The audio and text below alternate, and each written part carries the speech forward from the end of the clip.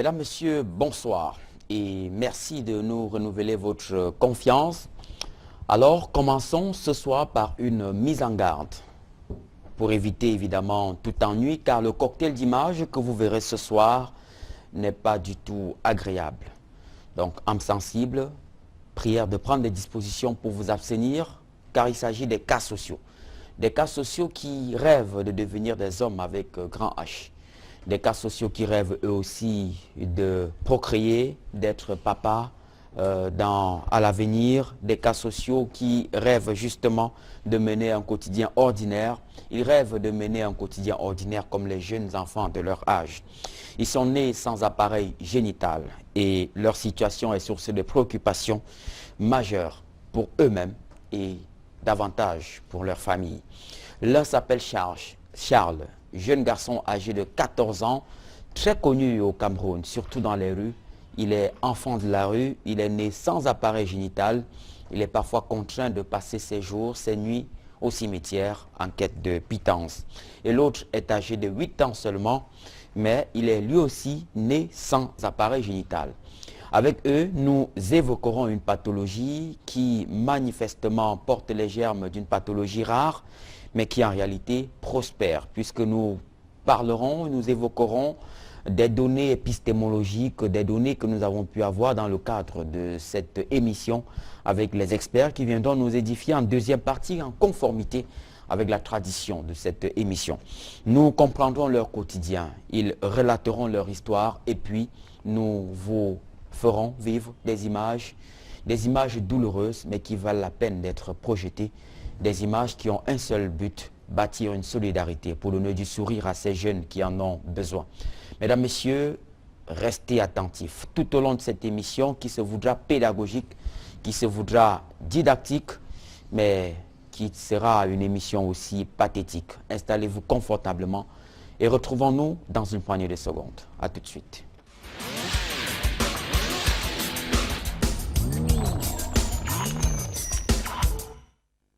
Sur ce plateau, des personnes qui ont accepté de mobiliser leurs forces pour raconter leur histoire, pour partager leur quotidien avec nous sur le plateau de Regard Social. Ce sont des personnes qui rêvent de devenir des hommes avec grand H. Nous vous le disions dès l'entame de cette émission. Des personnes qui ont un quotidien qui a été bouleversé depuis la découverte d'une pathologie curieuse. Malgré ces difficultés, elles ont accepté de s'ouvrir aux questions de Regard Social. Et ce soir, nous recevons avec beaucoup de plaisir un jeune Camerounais âgé de 14 ans, Charles Sidi. Bonsoir Charles. Bonsoir. Et ça va? Ça va très très bien. Alors j'allais dire Jaguar. Oui. Tu te fais appeler Jaguar? Oui, pourquoi? le Jaguar. Bon, en fait, plusieurs noms qu'on m'a donné, il m'appelle Charles ou le Jaguar. Mon nom, le d'ailleurs, comment m'appeler, c'était Esprit.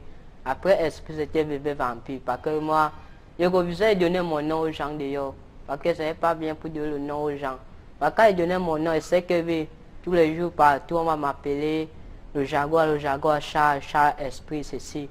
Bon, moi alors, c'est eux-mêmes sont sortis ça d'ailleurs. Moi, je n'ai pas de le nom. Mais de tous ces noms-là, oui. Le Jaguar, Oui. Bébé Esprit, Oui. et le troisième c'est Vampire. Vampire. Oui. Voilà. Quelle est ta préférence? Bon. Tu préfères te faire appeler comment? Moi, le Jaguar? Oui, il préfère m'appeler le Jaguar et Charles. Le Jaguar. Oui, le Jaguar. Ok, moi je vais t'appeler le Jaguar tout au long de l'émission. Alors, bienvenue sur le plateau. Merci. One Love. Au revoir. Ok. Alors, Charles est enfant de la rue. C'est un plaisir de lui décrocher un sourire, car il souffre d'une pathologie dont il nous en parlera dans un très court instant. Charles n'est pas seul en plateau. Avec nous également une famille qui a accepté de partager une tranche de vie avec nous ce soir. Une famille qui vit avec le calvaire, la charge, la douleur, le poids de la pathologie de leur enfant.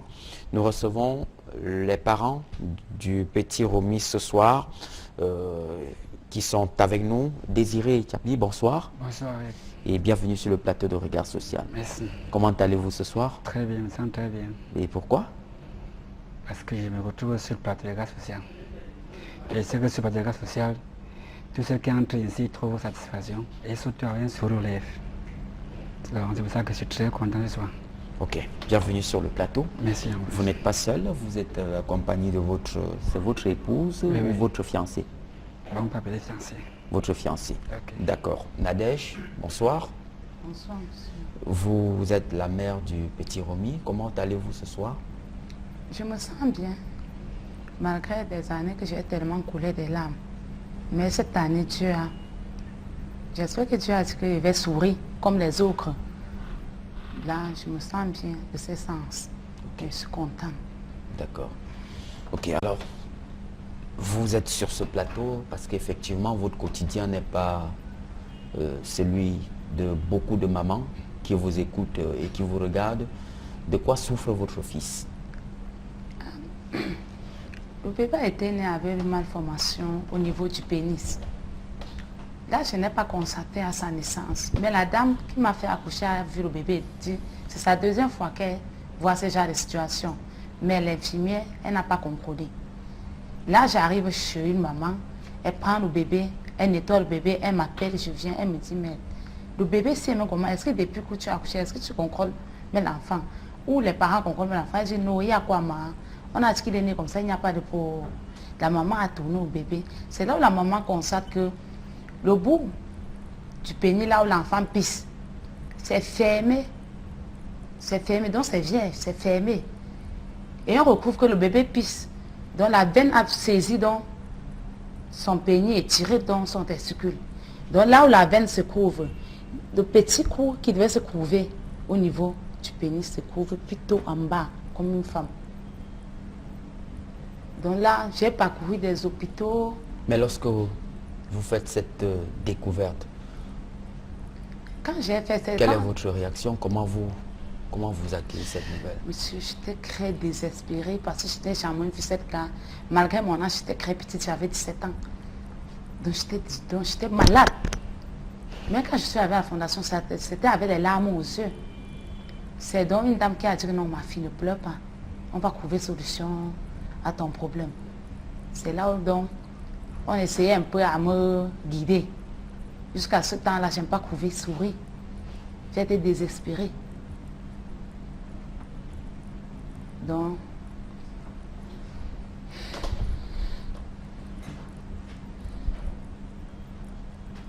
qu'est-ce que ça vous fait de voir votre fils dans cet état tous les matins lorsque vous lui accordez son bain?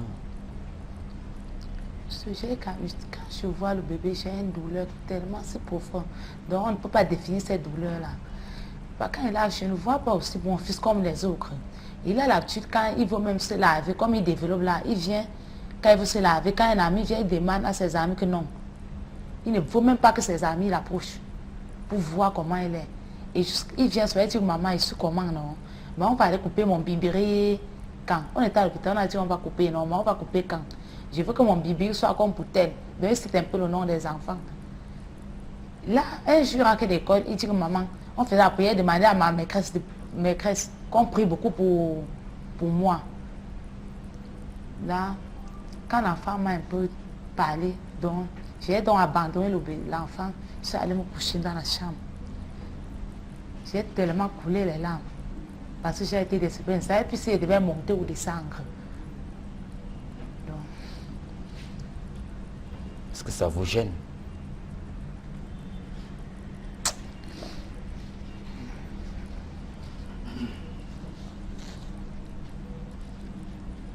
Ok, beaucoup de courage, retenez vos larmes. Le temps de donner la parole à Charles, le jaguar. Alors, l'homme fort du plateau. Ok, alors Charles est âgé de 14 ans. Charles, tu souffres de quoi? Moi, je suis malade, je souffre de la maladie. Je suis né comme ça, depuis la naissance. Et moi, alors, ma mère ne savait pas que je vais sortir avec une sexe. Maintenant, alors, ma mère m'amène à l'hôpital. On ne m'avait pas accouché au Cameroun, on m'avait accouché en Bouton Madawa. Mon père travaillait. Ça, mon père n'était pas encore tombé aveugle. Et quand moi j'ai vu mon père, je suis parti devant mon père, j'ai pleuré devant mon père, papa, s'il te plaît, portez les verres. Et 7 ans là, on ne savait pas, 7 ans, on ne fréquentait pas. 7 ans alors, il y avait toujours la maladie, on me met, on dit qu'on me met à l'école. On me dit qu'on va me mettre à l'école en buton, mais pas seulement. Je ne suis pas parti à l'école, je suis parti seulement pour apprendre à écrire, à lire. Et puis maintenant, alors, je tourne à la maison, ma mère voit la blessure aggravée. Ma mère a prié son Dieu. Elle dit, au secours, elle me portait ma mère à l'hôpital. Je ne savais pas le temps qu'elle n'avait pas la blessure. Le temps, alors la blessure sort. Moi, ça me dit que c'est quoi qui m'est arrivé. Ma mère dit qu'on quitte en bouton. On m'amène au Cameroun. On voyage, on a pris le train. On a voyagé. On est venu. On m'a amené à l'hôpital Fortan Chantabia. Commencer pour opérer, pour voir ceci, comment on pourrait faire sur moi si ma maladie. On m'opère, on dit que non, que ceci. Et il y avait le sexe, on dit qu'il y a le sexe à l'intérieur, le ventre. Pour voir comment pour sortir, il n'y avait pas le sexe. On dit que ceci. Okay. D'accord.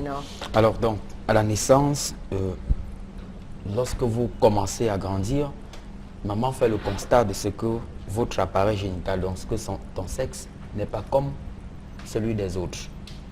Alors, comment tu vis ça au quotidien? Quel est le traitement que la famille t'a réservé? Est-ce que dès cet instant, après les premières consultations dans les hôpitaux, il y a eu une mobilisation? Quel est le traitement qui t'était réservé, Charles, à la maison? Bon, on m'avait amené. On avait acheté un remède pour me dire que je bois. Ça chauffait, j'ai dit maman. J'ai dit à ma mère que ça ne va pas, maman, il est mal, ça chauffait. Ma mère me dit que non, supporte. Elle dit qu'elle part à l'hôpital. Et puis, elle dit qu'elle passe ma tante à Yaoundé. Elle passe ma tante à Yaoundé. Pour aller dire à ma tante que voilà, mon fils Charles, ça ne va pas. Puis ma tante dit qu'il peut acheter le remède, on a Charles à douleur à calmer. Et puis, après, on va voir comment ils sont pour opérer sur moi.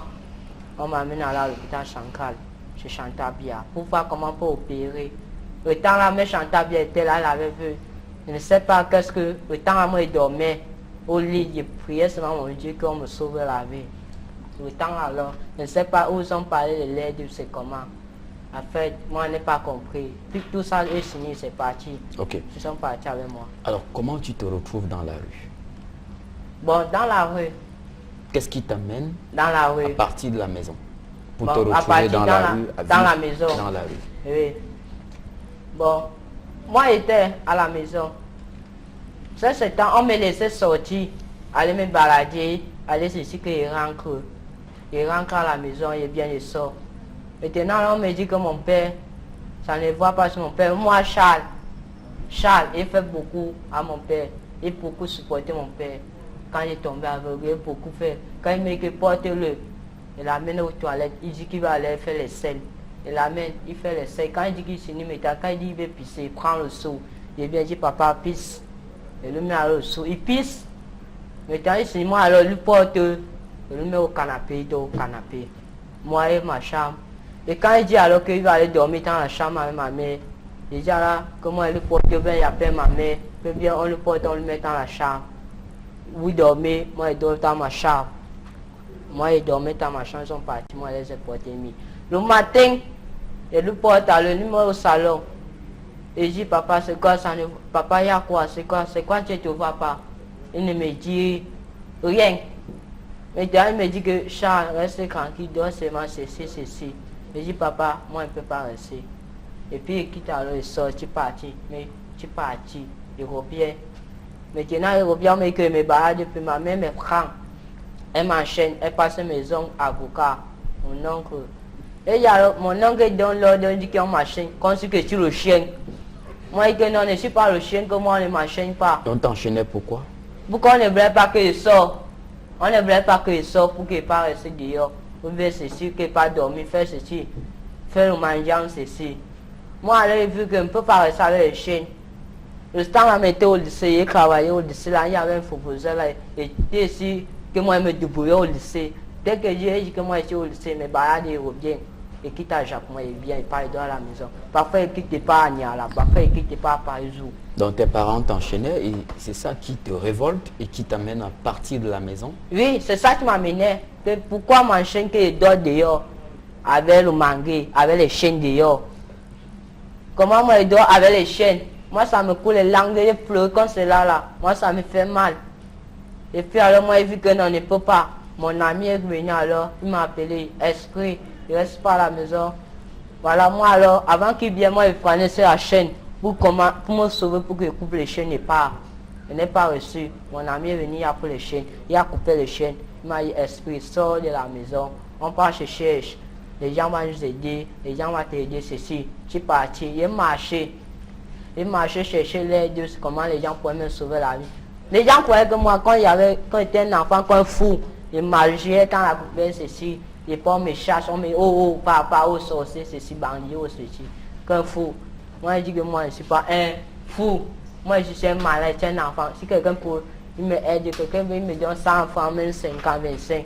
Hein? Je sais que ça va m'aider, même si manger quelque chose, même pas acheter le remède pour calmer. Que t'es dehors, ça me chauffait la blessure, ça me faisait mal. Et tu achetais quel type de médicaments? Les parents, les parents, qui calmaient la douleur. C'était le meilleur parent à la pharmacie. Ok. Et comment tu te retrouves à dormir au cimetière? Au cimetière, quand il dormait au cimetière, je suis parti, il n'y avait pas de quand il prend les cartons, il y a souvent une fois quand il dort, d'ailleurs en haut dans les bars, dans les boutiques. Mais quand il dit que non, en journée ou la nuit, il part aider au cimetière. Et mon carton, tu viens, il ne prend pas le carton, il dort, qu'il est tombé. Il dort, le matin, il fume. Il me met à l'air, il fume le charme. Il sort, moi il part, il me cherche. Ah, donc tu prenais du chanvre? Oui. Et tu dormais sur les tombes? Oui. Et comment ça? Avec qui? Avec mes amis. Avec mon ami David, que vous avez vu. C'était lui, c'était sur mon chou grand. C'était sur mon grand, il me gardait. Tous mes grands qui étaient avec ce sont mes grands. Parfois, il part à Bakassi, parfois, il part à Macré, les grands. Et quand on veut me taper dehors, ce sont les grands qui viennent me sauver. Tu dis que non, ne touchez pas ces petits. Si vous touchez, vous allez avoir les problèmes. Ou bien vous allez nous amener au commissariat. Non, ça ne se passe pas comme ça. Laissez ces petits se chercher. Si vous allez toucher, vous donnez à cet enfant. Charles. Tu ne pourrais pas vous parler vos routes. Voilà alors. Bakassi, c'est où? Bakassi, c'est à Makrea, mais Balangis. Après Machin Bongo. Il y a quoi là-bas, Bakassi? Moi, à Bakassi, ce sont les dealers, les vendeurs, les charmes, les vendeurs, les cailles, les vendeurs, les tailles. Ok.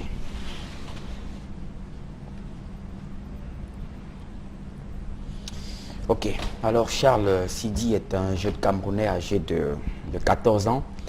Il est né sans appareil génital. Vous aurez l'occasion de découvrir son quotidien, de vivre les réalités de son quotidien dans un reportage exclusif réalisé avec la caméra de Samuel Tchoufa. Tout à l'heure, le temps de donner la parole à Désiré Tchapi qui est avec nous sur le plateau également ce soir pour ce moment de partage. Alors, votre fils, il est âgé de 8 ans. La mère de votre fils nous disait tout à l'heure, il y a un instant, que la découverte a été faite alors que le bébé n'avait que 3 mois.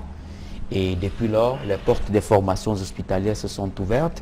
Alors, dites-nous, comment, dans votre posture de père, vous avez pu vivre ça? Comment vous avez pu supporter cette image de votre fils sans appareil génital pendant de si longues années? Comment vous avez vécu ce moment? Alors Eric, on commençait le premier jour que je suis rentré du travail. Elle me fait comprendre que l'enfant, il y a une maman qui a lavé l'enfant. Moi, elle fait comprendre que quand tu vois l'enfant a eu ma formation. Je dis que ma formation, comment? Elle dit, regarde l'enfant. Maman, je porte l'enfant, je regarde l'enfant. Sans vous mentir, j'ai plus de larmes ce jour-là. Mais moi, je n'aime pas manger ce jour. Elle me dit, oui, moi, je dis que non, je ne mange pas, je n'ai pas faim. Elle a tout fait, je n'ai pas faim. J'ai fait une semaine sans sortir de la maison. Vous allez m'appeler même que viens prendre une bière, je dis que non, je ne sors pas de la maison. On m'a conseillé de courir à droite, j'ai dit non, je ne sors pas. Je vais voir l'enfant qui est malade, je vais aller où? Il fait quoi qui? Je vais manquer le respect à maman, il y a un papa, il y a un grand frère. Pourquoi telle chose peut m'arriver? J'ai fait quoi que ça m'arrive? Je commence par finir où? Depuis ce jour-là, donc je suis malade jusqu'à aujourd'hui. Donc j'ai déjà réfléchi comment je devais faire pour que l'enfant soit comme les autres. Je n'ai pas pu faire. Donc jusqu'à aujourd'hui, je ne suis pas dans moi. Pourtant, vous exercez une activité. Avant. De moto-taxi. Oui. Cette activité ne vous permet pas de supporter les charges financières, de lui donner la santé dans votre posture de moto-taximan? En fait, je ne suis pas patron, ça titulaire. Je suis un lanceur. Puisque ma part m'avait volé. Donc ces amis qui me lancent, le jour que ça donne, mon père, que même pas lancement, je prends, je tourne un peu pour qu'on puisse manger à la maison. Donc, je n'ai pas une moto qui m'appartient. Oui. Ok. Alors vous avez parcouru des hôpitaux? Des hôpitaux, c'est pas des hôpitaux, on a parcouru des hôpitaux. On a garé même des carnets même. On a plus que 15 carnets qu'on a parcouru les hôpitaux. Pas de suite. Qu'est-ce qu'on vous dit? Puisque c'est qui marchait partout, quand elle me dit qu'on m'a dit voilà, dès qu'elle m'appelle, je dis que va même 2000, voilà, elle m'appelle, va même 1000 francs. Mais tous les docteurs qu'elle a rencontrés, il n'y a aucun docteur qui dit oui, je vais prendre charge de l'enfant. On dit que pas là-bas. C'est un jour qu'elle reste et dit mais pourquoi tous les hôpitaux que tu parcours, il n'y a aucun docteur qui dit que oui, ton enfant a été mal, on peut soigner, on ne peut pas soigner. Elle dit comme bon, vous voyez comment tu as eu à parcourir les hôpitaux là, soufflons un peu. On voit comment on peut encore faire. Elle me dit, je fais comment? Non, souffle un peu. Tu veux tomber un jour avant d'avoir l'enfant parce que tu veux aller les hôpitaux. Quand tu marches là, moi, monsieur, je ne suis pas à l'aise. Tu peux souffler un peu, on respire. Un jour, le Seigneur peut frapper une porte, on peut sourire un jour. Tu peux respirer un peu. C'est donc un jour, donc je rentre, tu avais un ami à Dakar.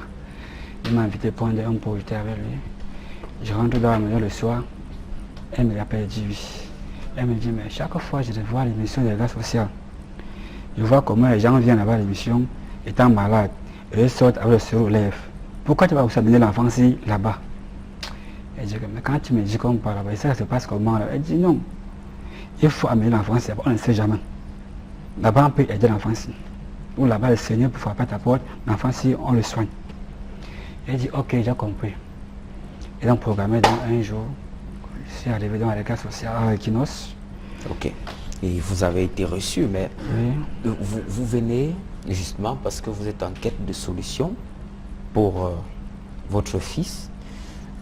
Quel est le regard que son entourage porte sur lui au quotidien, ses amis, lorsqu'il va à l'école, lorsqu'il joue à la maison, dans la cour? En fait, pour lui, moi, je n'aime pas quand il marche nu. Je n'aime pas qu'on le regarde. Non, moi, je ne veux pas. Quand il se lave, même, je dis qu'on va te laver aux toilettes. Mais les voisins qui sont là, n'aiment pas les enfants, ils regardent. Quand il se lave, c'est là que sa maîtresse. Je dis que sa maîtresse, elle est montrer parce qu'un jour, elle voit, et elle a eu. Elle dit que non, l'enfant a un mal. Problème. Oui, je dis que voilà ça. C'est pour que, pas qu'un jour, la femme voit et elle a peur. Mais pourquoi vous créez ces blocages dans votre entourage? Pourquoi vous empêchez aux voisins? Vous savez que notre pays africain, il y a aussi des parents qui peuvent voir des choses comme ça aussi. Ils entrent aussi compliqués, on ne sait jamais. Dans un pays africain, c'est pour ça que je refuse qu'on ne voit pas beaucoup, ils sont mal. Oui. Ok. Alors, concrètement, au quotidien, lorsqu'il vous parle, pour vous qui êtes sa maman, lorsqu'il vous parle au quotidien, lorsqu'il vous fait part de ses difficultés, il n'arrive pas à uriner comme les enfants de son âge, il vous pose des questions. Dans votre posture de maman, comment vous réussissez à lui remonter le moral? Comment vous faites au quotidien? Quand il vient souvent me parler, je lui dis, laisse comme ça. Un jour, un ange va t'aider. Faites tellement beaucoup la prière. Quand il dort, ça, quand il vient, je dis, maman, donne-moi la Bible, je prie. Je dis, mon bébé, fais beaucoup la prière. La prière. Dieu va te délivrer un jour. Parce que moi, ta mère, je ne suis pas capable de te délivrer. Parce que même la nutrition d'abord, c'est pas facile. Bébé, prie seulement. Tu vois, même ton école, c'est pas facile. Prions seulement. Chaque soir, c'est lui qui vient dire, maman, prie alors. On prie ensemble. Donc, il ne peut pas dormir sans demander qu'on prie. Donc, et quand on se met à prier, je dis à l'enfant que mon bébé laisse un jour, le Seigneur va te délivrer. Laisse comme ça. On va couper ton bébé, non? Un jour, le Seigneur va te délivrer. C'est ça, Dieu va venir dans mes rêves me soigner, comme tu vois dans le film bien frère. Et il dit seulement que oui, bébé, ouvre seulement ton cœur. Mais je dis non, mais tu es encore trop petit. Je dis non, tu n'es pas petit. Tu n'es pas petit. Là, il m'a encore posé une question que moi, je ne suis pas payée comment parce que mon ami m'a dit que si quelqu'un meurt, on le met dans son cercueil, on ne mélange pas le cercueil. C'est là où je lui ai répondu à la fois que non. Ça veut dire même devant Dieu, tu serais tout seul. Donc prie beaucoup. C'est toi qui es malade. Et moi, je suis ta maman. Ça me fait beaucoup mal. Mais d'ici à la longue, je ne sais pas. Ou c'est moi qui va quitter, ou c'est toi. C'est toi qui vas tout porter ton fardeau. Prions beaucoup. Et que Dieu me donne le bébé, prie. Si j'ai les moyens, je puisse trouver ta guérison. Je prie beaucoup Dieu. Ok. Et la famille, qu'est-ce qu'elle dit de tout ça, de cette histoire? Vous en avez parlé en famille? Oui. C'est pour son cas. Même ma maman était beaucoup dérangée. C'est même elle qui a fait pour que je ne pleure plus beaucoup. Parce que quand un jour j'ai pleuré, j'avais le corps, j'avais la corpulence, c'était bien grasse. Mais malgré, depuis le temps qu'elle est constaté au mal de l'enfant, je le faisais que fort jusqu'à nos jours. Je n'ai plus jamais récupéré mon poids. Un jour, j'ai chuté jusqu'à le cou était torturé. Donc, ma maman vient, elle dit, ouais, donc comme ton enfant est malade là, toi que tu es mon enfant, tu veux maintenant comme tu es malade que je me pende. Donc, en voici dans la corde, je m'en vais donc me pendre. Comme, j'ai dit, ouais, moi, c'est pas ça. Elle dit, oui, tu es en train de pleurer pour ton enfant. Il faut alors donc moi, je pleure pour toi que tu es ma part. Donc, ça m'a un peu, elle a pris la corde, ça m'a un peu dérangé. Et presque tout ce que dans la famille, je peux dire que c'est un goût de sang parce qu'eux s'entendent. Donc, tout le monde était dérangé. Okay. Donc, grande soeur comme petite soeur. D'accord. Dans votre posture de mère. Pardon? Dans votre posture de mère. Oui. Quel est votre souhait? Vous voulez quoi? Qu'est-ce que vous souhaitez? Je sais que devant le peuple en général, je sais que je suis ancrée dans la maison du bonheur, où toute personne est ancrée et ils ont trouvé leur bonheur. J'espère que moi-même je vais sortir, comme ils ont l'habitude de donner sourire aux lèvres à tout le monde. J'espère que je vais sourire aussi, comme tout le reste des personnes. Donc, c'est la raison que je suis ancrée dans cette maison pour implorer et demander à toute la population de suer mes larmes. Donc, je prie qu'on me suie les larmes. Ok. Bien, on aura l'occasion de découvrir ces enfants en images, de voir exactement de quoi ils souffrent dans un très court instant. Mais vous pouvez dès à présent ouvrir le compteur des contributions, des réactions est désormais ouvert. Le numéro s'affiche tout de suite au bas de votre petit écran. Vous pouvez simplement saisir l'équipe de Regard Social qui est en ligne en ce moment, pas d'appel fantaisiste, et apporter votre contribution car notre objectif est tout d'abord de soulager nos semblables dans leur douleur car vous le savez, nous vous le disons et nous vous le rappelons, nul n'a le droit d'être heureux tout seul. Alors en attendant d'y arriver, Charles est encore avec nous sur ce plateau. Charles, compte tenu de toutes les difficultés que tu as connues à la maison, tu as décidé de quitter cette prison. La maison qui était en réalité une prison pour toi puisque tu étais pratiquement enchaîné, tel que tu viens de le dire Charles. Mais dans la rue, comment s'est passée la vie? Est-ce que les personnes que tu approchais t'apportaient le soutien? Est-ce que tu parvenais à être soulagé en sollicitant de l'aide auprès des personnes inconnues que tu approchais dans la rue? Bon,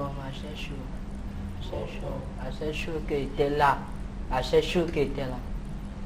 Moi, il me cherchait, il montrait mon état. Comme vous voyez, Attends, on va un instant, Charles. On aura l'occasion de voir ça en image, tu comprends? Oui, bon. Ok. Parce qu'en fait, il faut rappeler qu'aujourd'hui, tu as mis des couches. Voilà, parce qu'il y a une incontinence, je crois que c'est le mot, le docteur Jerry Cuchier nous le dira tout à l'heure. Les urines coulent. Est-ce que tu t'en rends compte? Tu parviens à contrôler? Oui, quand il marche, quand il boit l'eau, ça coule seul. Je ne vais pas me demander quelqu'un pour demander, aidez-moi. Quelqu'un méchant, quelqu'un qui sent pas te laver ceci, qu'on la chèvre, ceci, mouf, quitte, mouf. Certains gens ne croient pas que c'est marié, ils croient qu'il est collé. Moi je dis que non, moi la chercheuse vous dit, mon père, Dieu est grand, Dieu connaît ma maladie, comment il m'a créé, moi il ne connaît rien. Si vous ne croyez pas, laissez un jour, allez quand pas mon histoire partout.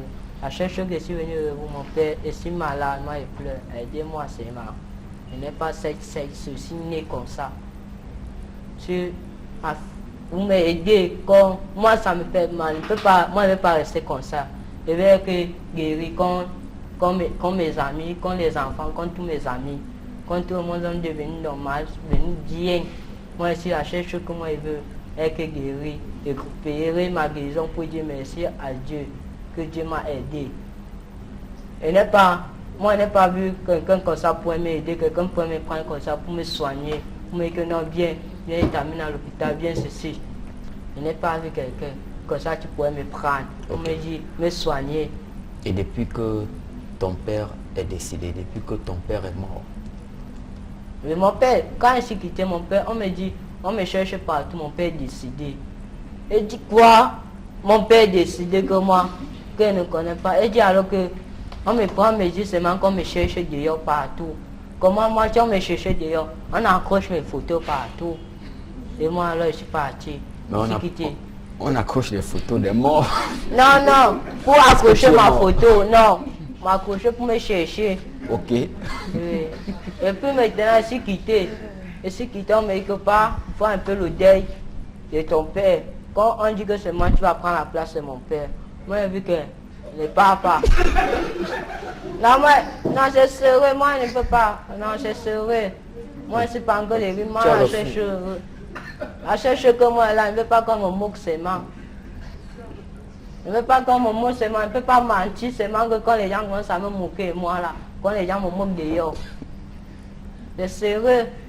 Moi, je ne suis pas parti au deuil. Même pour aller voir comment on enterre mon père. Et je dis que pardon. À faire mon père, moi j'ai beaucoup aidé mon père, beaucoup fait. Comment il y avait à faire. Quelqu'un ne m'a pas aidé. Sinon, la seule personne qui m'a aidé, c'était mon père et ma mère. Ma mère et mon père, qui n'avaient pas les moyens. Les autres et ma famille se sont riches pour eux là-bas. Donc tu as refusé d'aller au deuil? J'ai refusé parce que moi, je ne connaissais pas. On voulait même que je vienne, que je voyage. On m'amène à Loum, dans mon village, pour aller voir comment on enterre mon père sur la tombe, comment on enterre. Alors en fait, moi je dis, je ne peux pas. Je ne peux pas voyager, je ne peux pas partir. Je dis que non. On part seulement avec. Même mon oncle a pleuré, me dit ceci, il dit que mon père et ma famille, ils ont pleuré pour moi. Mon oncle a pleuré. Ma mère a pleuré franchement pour moi. Pour que Dieu me protège, que Dieu fait qu'il vienne voir comment pas quand enterrer mon père. Moi je dis qu'elle n'est bien partie et pas. C'est pour m'enchaîner toujours. Oui, non, elle vient pas. C'est pas que. Comme on m'enchaîne toujours, on ne veut pas que je sorte ceci. Moi je dis que dans la vie, non. Moi, je ne peux pas. Peut-être monsieur, tu meurs. Hein? Je sais que non, je ne peux pas mourir. C'était que Dieu est là. Sans que Dieu me donne une guérison, qu'il y a grave, quelqu'un va me sauver. Et je dis seulement merci. Dieu m'a donné quelqu'un. C'est dans pour ça. Et tu as finalement rencontré la sœur Marie Roumi? Oui, quand je suis venu, la sœur, c'était elle notre sœur. Elle a beaucoup nous aidé. Elle nous a beaucoup pris comme en charge. Elle nous a gardé dans les foyers. Quand on sort, on se lave, on nous donne à manger, on nous donne. Je nous donne les habits, les chaussures, les gâteaux, on dormait bien.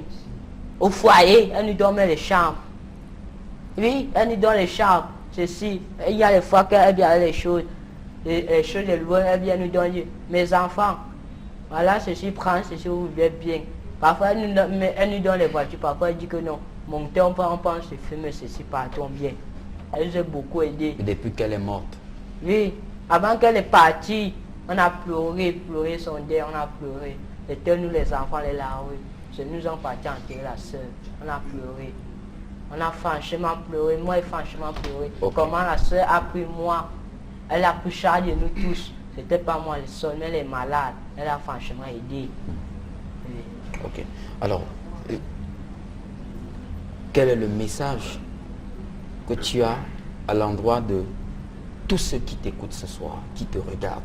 Bon, si tu me goûtes ce soir, et campagne ma voix, et campagne c'est mardi, moi il m'appelle Charles, la seule chose que moi je veux, que les gens me aident. Je ne veux pas mourir. Je veux être en forme comme tout le monde. Je suis franchement malade, moi je pleure. Regardez-moi bien, mais ne laissez pas souffrir. Moi je crois souffrir dehors, moi je vu que dans le dehors ce n'est pas bien.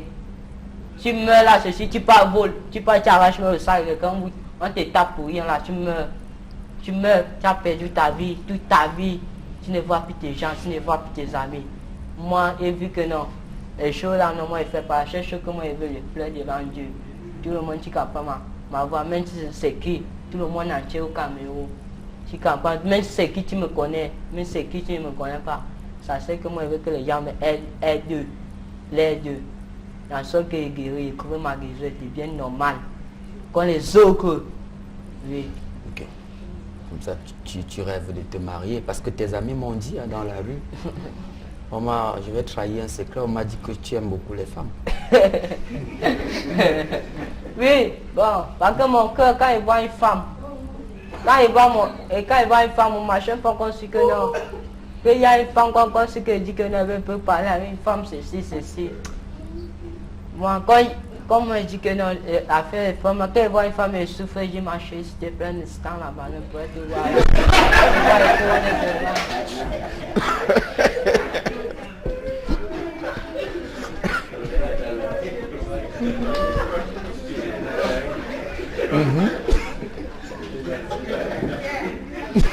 Et il y a même que quand les gens me voient, les gens me fuient, les gens disent que un enfant comme ça, un petit bébé, quand il m'a venu dans la rue, il avait l'âge, étant bébé un peu comme ça, il avait même 9 ans, étant bébé.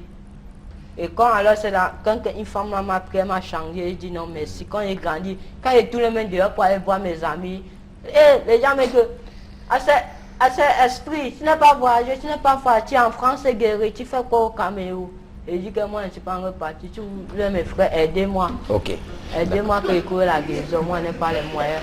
Mais la femme qui m'a pris, elle n'a pas les moyens. La seule chose que moi je veux que prier seulement que moi je cours l'aide, que je guéris assez que tout le monde m'aide. Ok. Et maintenant, on m'a même dit que tu as une petite amie. Oui, mon ami. Et il y a encore l'autre que vous avez vu au cimetière, c'était de Alima, tu marches là, qui puis ses babouches, c'était mon ami. Oui. Avec alors l'autre Yvan, c'est à Yaoundé, il est au foyer, il n'est plus dehors.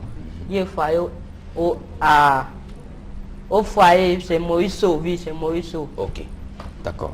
Bon, beaucoup de courage, le Jaguar. Oui, merci beaucoup. Ok. Alors, Désiré, en fin de compte, on a pu décrisper l'atmosphère qui était assez tendue sur ce plateau. Alors, quel est votre vœu le plus cher? Quel est le message que vous avez adressé à tous les Camerounais, au peuple camerounais qui vous écoute ce soir? Alors, le message que je peux adresser à tous les Camerounais qui me écoutent ce soir, c'est tout simplement de me venir en aide. Parce que j'ai parcouru les hôpitaux avec cet enfant par la suite. Donc, tous les Camerounais qui me écoutent ce soir, quel qu'en soit le pays où se trouve la vie se trouve, qui me vient en aide. C'est tout ce que je peux le dire. Ok. Bien, merci pour vos différents témoignages. Vous ne partez pas, vous restez avec nous.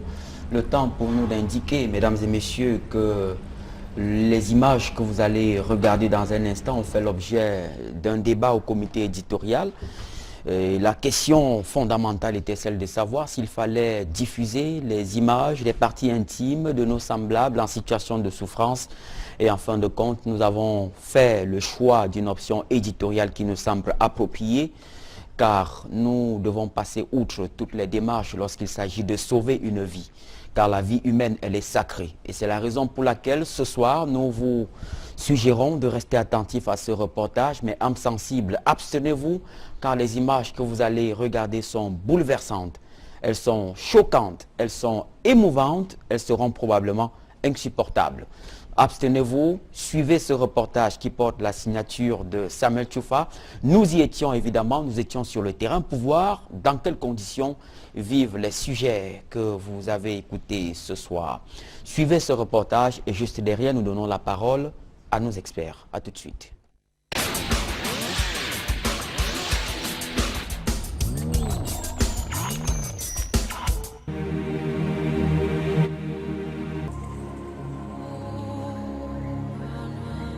Charles Sidi, 15 ans. Enfant de la rue au carnet d'adresse fourni. Enfant de la rue, pas comme les autres.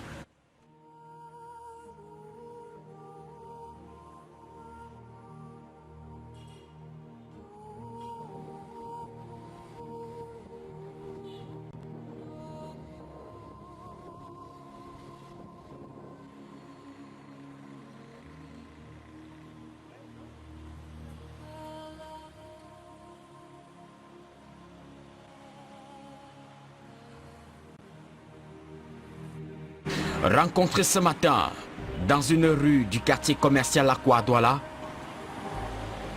le petit Charles revient de Kribi, il vit son quotidien ordinaire.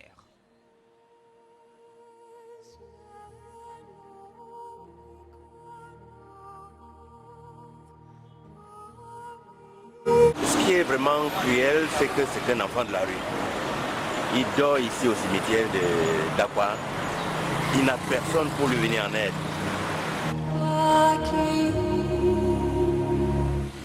Charles n'est pas un enfant de la rue ordinaire.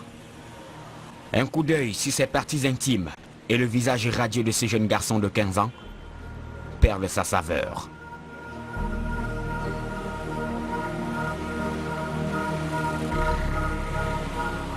Charles est né sans appareil génital. Ce qui en tient lieu est cette masse, cette boule qui laisse couler les urines sans contrôle. Préoccupé par sa santé, abandonné dans la rue, il doit faire face tout seul à l'adversité de ce quotidien.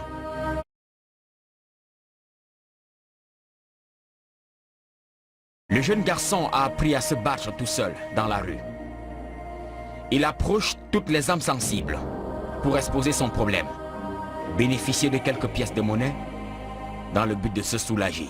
Il enlève mon pantalon. Quand il a levé mon habit, il enlève l'habit pour montrer que les gens m'aident, mais 100 francs, 300, même 200. Pour ne pas me soigner avec acheter le remède et boire. Quand il boit, ça calme. Oui, ça calme. Je me sens mal. Et quand ça me sent mal franchement. Je n'arrive et puis il y a souvent quand ça me chauffe, je savais long ou comme ça, je souffre. Charles a eu des parents. Son père, non-voyant, n'est plus de ce monde.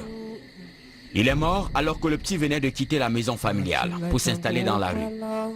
Charles, régulièrement enchaîné par des proches qui le disaient malade mental, décide un matin de se révolter.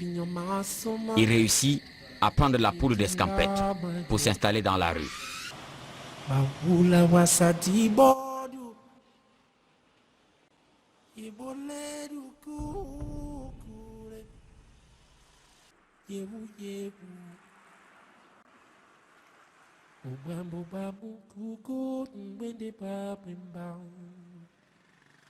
Ma mère m'enchaînait, elle me mettait les chaînes.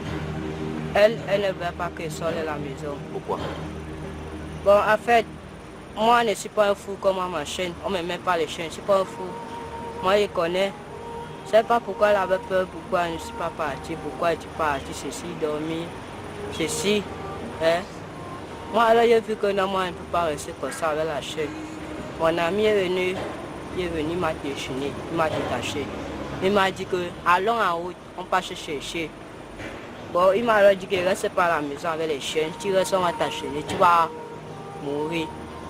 Étant par là, je suis quitté. Et il y a mon ami, merci beaucoup. Le jeune Charlie Jaguar, comme on l'appelait dans la rue, est arrivé dans la rue en disant que bon, il a eu un problème auquel son grand frère l'avait peut-être offensé et tout ça. Bon, c'est arrivé.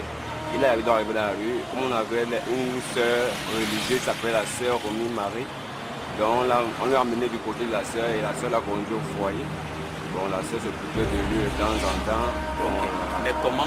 Sa maladie vraiment a touché toute la rue en général parce que c'est d'abord un mystère que nous n'avons jamais vu. Donc ça faisait d'une part d'autres personnes lui rejetaient, mais quand il arrive au milieu de nous, ça nous a touché au point où vraiment on lui a encadré à côté de nous. En attendant que peut-être un bienfaiteur pourrait peut-être lui venir en aide, un truc de ce genre. Bon, nous, vu qu'on n'avait pas de moyens. C'est ici le cimetière, juste en face de la cathédrale Saint-Pierre et Paul de Douala, un espace qui rappelle bien la vanité de la vie, le sanctuaire des enfants de la rue dans la capitale économique du Cameroun.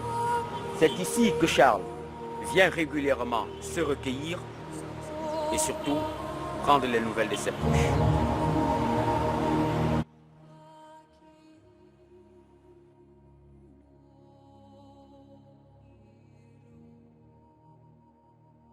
Charles est ici dans son milieu, son biotope, son environnement. Ce cimetière où le silence des morts fait rarement les bruits représente le sanctuaire des enfants de la rue à Douala. Il représente aussi un symbole pour Charles.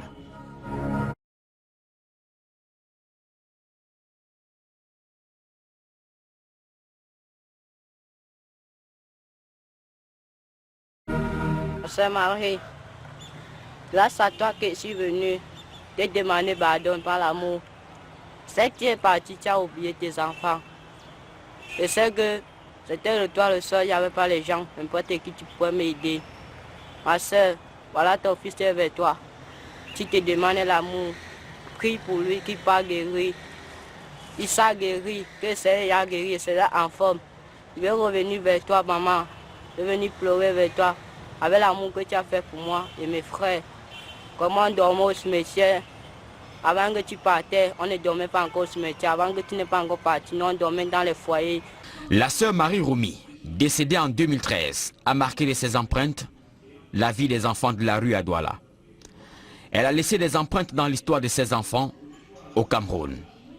Et depuis son décès, Charles n'a plus personne. Il le sait et se rend régulièrement à sa tombe.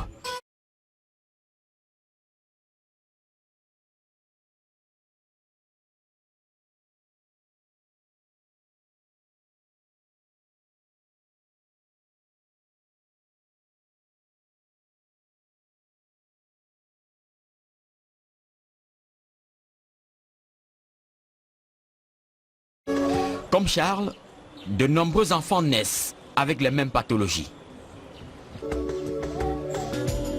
Ce garçon de 8 ans, inséparable de sa mère, représente une préoccupation pour sa famille. Par souci de protection, nous passons outre l'image de son visage pour préserver son intimité. Moi, que ses parents font la découverte de ce mal.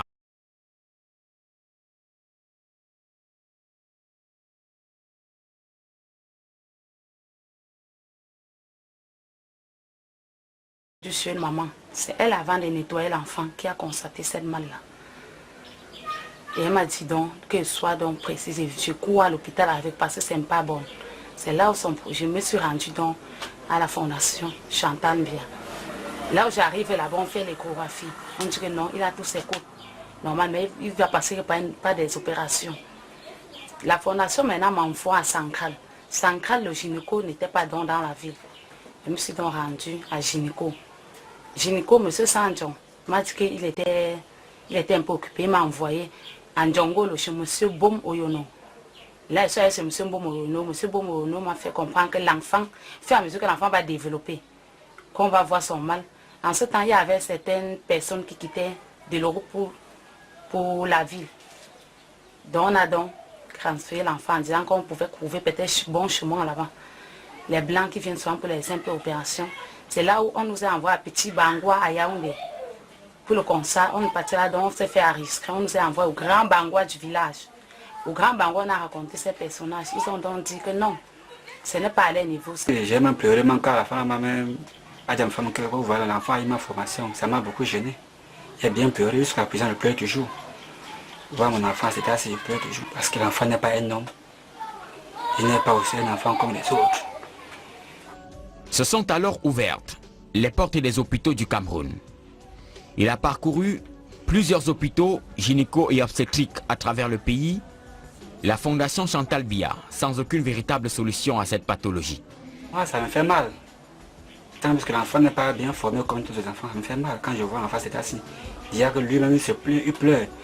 Et chaque fois il m'appelle, papa, ça chauffe, ça fait. Bon, moi je ne suis pas à l'aise quand je le vois comme ça.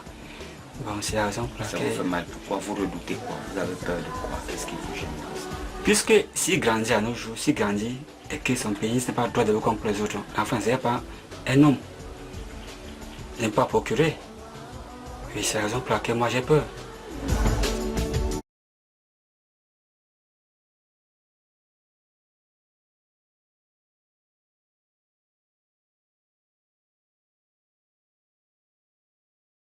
Comme Charles, il voudrait sortir de ce rythme de vie, devenir un homme et vivre comme tous les enfants de son âge. L'écho de leur maladie suscite compassion. S'il vous plaît, ces gens qui ont la bonne volonté, moi je pleure. Regardez comment moi je transpire, j'ai besoin de l'aide, que les gens me sauvent. Mais ne laissez pas comme ça. C'est ce que moi je demande, c'est Dieu. C'est Dieu qui est avec vous. C'est les gens qui ont la volonté, vous pouvez m'aider franchement. On ne peut pas rester comme ça avec ces cas, mourir. Mais vous voyez comment moi je transpire, comment moi je souffre. Vraiment. Et que ce soit le président de la République, que ce soit les bienfaiteurs, que ce soit qui peut venir en aide, vraiment, qui puisse venir en aide pour ce jeune homme, parce qu'il en souffre tellement. Il en souffre tellement, il n'y a pas de moyens pour pouvoir le soigner. Nul n'a le droit d'être heureux tout seul.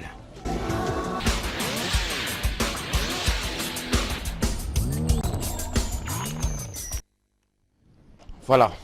Ainsi va le quotidien de ces jeunes enfants que vous avez regardés, ces enfants qui ont besoin de vivre comme vous qui les regardez ce soir. Ils ont besoin eux aussi de se construire, d'exister. Ils n'ont pas demandé à naître ainsi, donc n'hésitez pas, mesdames et messieurs, à leur apporter votre contribution, comme vous savez si bien le faire. Mobilisons-nous pour donner du sourire à ces enfants. Évidemment, le numéro s'affiche au bas de votre petit écran, le 690 50 50 94, précédé du 237, un numéro disponible également sur les plateformes des réseaux sociaux, dont le WhatsApp. Il vous suffit simplement de faire un message et nos équipes vous répondront. Alors tout de suite, nous allons rentrer dans le vif du sujet pour comprendre réellement ce qu'est cette pathologie aussi curieuse qui paralyse aujourd'hui, qui neutralise la joie des familles. Nous allons en parler avec nos experts qui sont déjà en plateau ce soir. Et nous recevons avec beaucoup de plaisir le docteur Léon Fodzo. Bonsoir docteur. Bonsoir. Et bienvenue sur le plateau de Regard Social. Merci. Une fois encore. Alors vous êtes pédopsychiatre et évidemment vous suivez au quotidien, vous avez suivi durant votre riche carrière médicale de nombreux cas d'enfants souffrant de pathologies aussi curieuses. Mais sauf que là, on a en face de soi des pathologies qui affectent les parties intimes. Du coup, quelle est l'appréciation que vous en faites, docteur? Oui, c'est les parties génitales qui concernent donc la sexualité représente un des éléments fondamentaux de la personne humaine, comme manger, comme boire. Mais on peut vivre sans sexe déterminé. Mais alors quelle vie? Parce que le sexe fait partie des éléments fondamentaux de l'organisation de la personne. Et pas seulement pour exercer certaines fonctions auxquelles les organes sont destinés, mais également pour constituer la personne en tant que personne individuelle, autonome et harmonieuse. Donc à chaque fois qu'il y a un problème au niveau de la sexualité, toute la personnalité du sujet est bouleversée. Très bien. Nous en parlerons davantage, docteur Léon Fozzo. Le temps de donner la parole à un autre expert que nous avons sollicité ce soir pour nous aider à mieux comprendre cette pathologie, le docteur Jerry Cuichet. Bonsoir docteur. Bonsoir monsieur. Et bienvenue sur le plateau de Regard Social. Vous êtes médecin urologue. Exactement. Alors, pour nous qui n'avons pas la distance critique, il s'agit de pathologies assez curieuses, mais quelle est l'appréciation que vous en faites? Sont-elles des pathologies que vous vivez, que vous voyez au quotidien, en consultation régulièrement? Je pense que ce sont des pathologies qu'on ne verra peut-être que 20 ou 30 fois au cours de notre riche carrière. Ce sont des pathologies très rares et qui vont concerner quelques-uns de nos patients en fait. Aussi bien la pathologie de notre jeune ami Charles. L'autre pathologie par contre est un peu plus fréquente, mais l'estrophie vésicale de Charles est assez particulière, assez rare. Alors nous avons en face de nous deux sujets. Le cas de Charles et évidemment qui présente une certaine curiosité. D'abord ce cas, de quoi s'agit-il? De quoi souffre-t-il, Charles? En fait, le nom scientifique et médical, c'est une estrophie vésicale.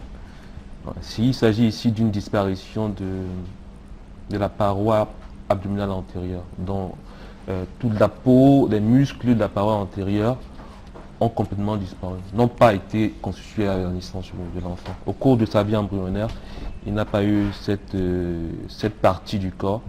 Et ainsi, ce que l'on voit, cette grosse plaie qu'on voit en fait, il s'agit de la vessie. C'est la vessie. C'est la partie postérieure de la vessie. La partie antérieure de la vessie ayant disparu. Il n'a pas eu cette partie. Et dans l'urine de sa vessie, la vessie, les canaux urétéraux, qui sont les canaux qui mènent du rein vers la vessie, ça bouche au niveau de la paroi de la vessie et ainsi les urines sortent immédiatement à l'extérieur, à partir de sa vessie. À cause de ça, il a un pénis en fait, mais le pénis est tellement court qu'on a du mal à bien l'apprécier.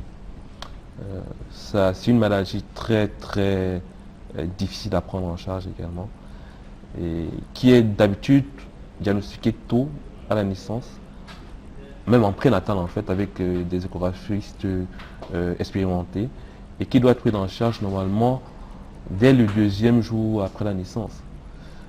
C'est une pathologie qui doit être prise en charge très tôt, le plus tôt possible. Donc pour un enfant de cet âge, de 14 ans déjà, je trouve que ça va être encore plus complexe de pouvoir la prendre en charge dans son intégralité.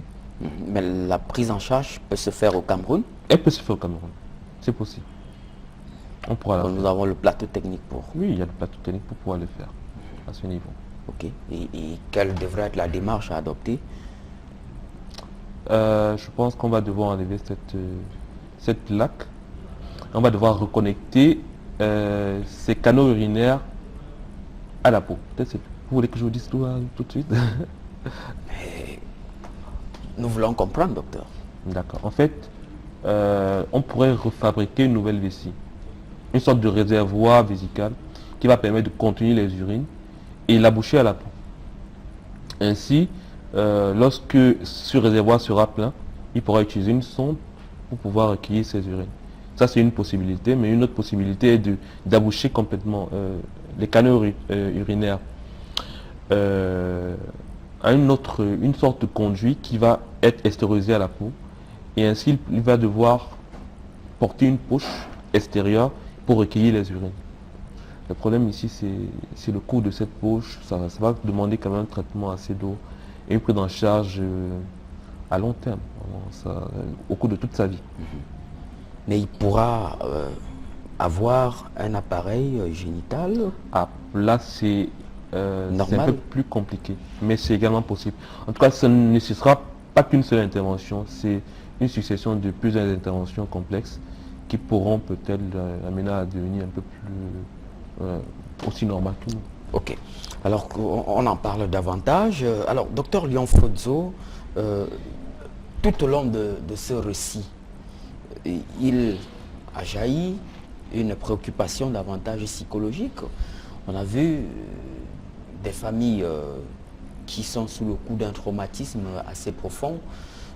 Cette jeune mère que vous avez écoutée qui passe la majeure partie de son temps à couler des larmes, et puis le petit Charles qui est assez préoccupé par sa situation, par cette intimité. Alors que faut-il comprendre? Lorsqu'il y a une malformation, et surtout une malformation de cette nature, les parents sont les premiers intéressés. Ils sont les premiers touchés parce que les enfants, eux, à cet âge, n'ont pas, à la naissance, ils n'ont pas encore complètement conscience de la situation qui les attend. Donc c'est tout à fait logiquement que les parents soient bouleversés. D'autant plus que chaque parent qui met au monde un enfant a un certain nombre de projets, même avant la naissance. Il a déjà un certain nombre de projets pour l'enfant. Donc, dès que l'enfant naît avec une difficulté quelconque, immédiatement, ça apparaît l'idée d'une catastrophe, un traumatisme important. Et en plus, lorsque ces handicaps se portent sur le sexe, ça aggrave encore davantage les choses. Parce que les parents, chaque parent a toujours en idée l'idée de la progéniture, l'idée de la prolongation de la famille. Et donc on voit déjà à ce niveau-là que toutes les choses sont compromises. Et ensuite, l'enfant, au fur et à mesure qu'il va grandir, va apporter sa part d'inquiétude, sa part de souffrance, qui viendra s'ajouter à celle des parents. Et il va y avoir une réciprocité, une interaction des deux souffrances qui ne font faire que multiplier l'inquiétude et multiplier la souffrance. Et déjà, il faut que les parents soient aussi déjà assez forts pour pouvoir un peu essayer de consoler l'enfant. Il y a besoin d'un entourage plus important. Or, dans le cas présent, nous voyons que c'est l'inverse. L'enfant qui est déjà fortement frappé par son handicap, il a encore, en plus, d'autres charges qui lui sont apportées. La charge du père, qui est malvoyant, qui est aveugle, et dont il doit s'occuper. Il n'a pas encore déjà l'âge, il n'en a pas déjà la personnalité suffisante déjà pour s'occuper de lui-même. Et voilà qu'une nouvelle surcharge lui est attribuée. Et en plus de cela, il y a personne d'autre pour l'épauler.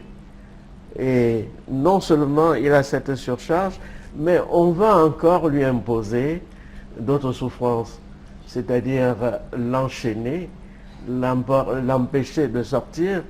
Et c'est une accumulation de souffrances qui incombe à cet enfant. Donc, il n'a pas le temps même de penser à sa propre souffrance. Il a que de penser déjà à toute cette difficulté, toutes ces difficultés supplémentaires qu'on lui apporte. Donc, sa vie est déjà à ce stade surchargée. Surchargée de sa propre souffrance, surchargée de la souffrance du père, surchargée de la difficulté supplémentaire qu'on lui apporte en lui imposant de rester attaché dans la maison. Et le choix ou la décision opérationnelle de s'installer dans la rue, et ce choix apparaît pour lui comme un échappatoire. Donc, on ne peut pas le condamner d'emblée pour ce choix-là, parce que il n'a même pas le temps de mener sa petite enfance. Il n'a pas le temps de vivre son enfance. Donc, le seul choix de se dégager déjà au moins de ces surcharges supplémentaires, c'est de fuir, c'est de quitter la famille.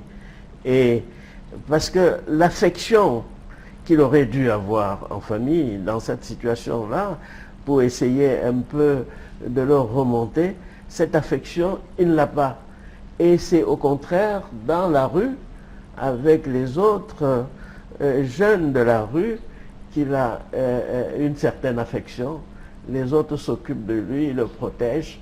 Donc finalement, il est mieux encadré, malheureusement, dans la rue que dans la famille. Ok. Alors, docteur Jerry Cuichier, je vous redonne la parole pour le deuxième cas. Question de diagnostic. De quoi souffre le petit Romain que vous avez regardé? De quoi s'agit-il pour le deuxième cas?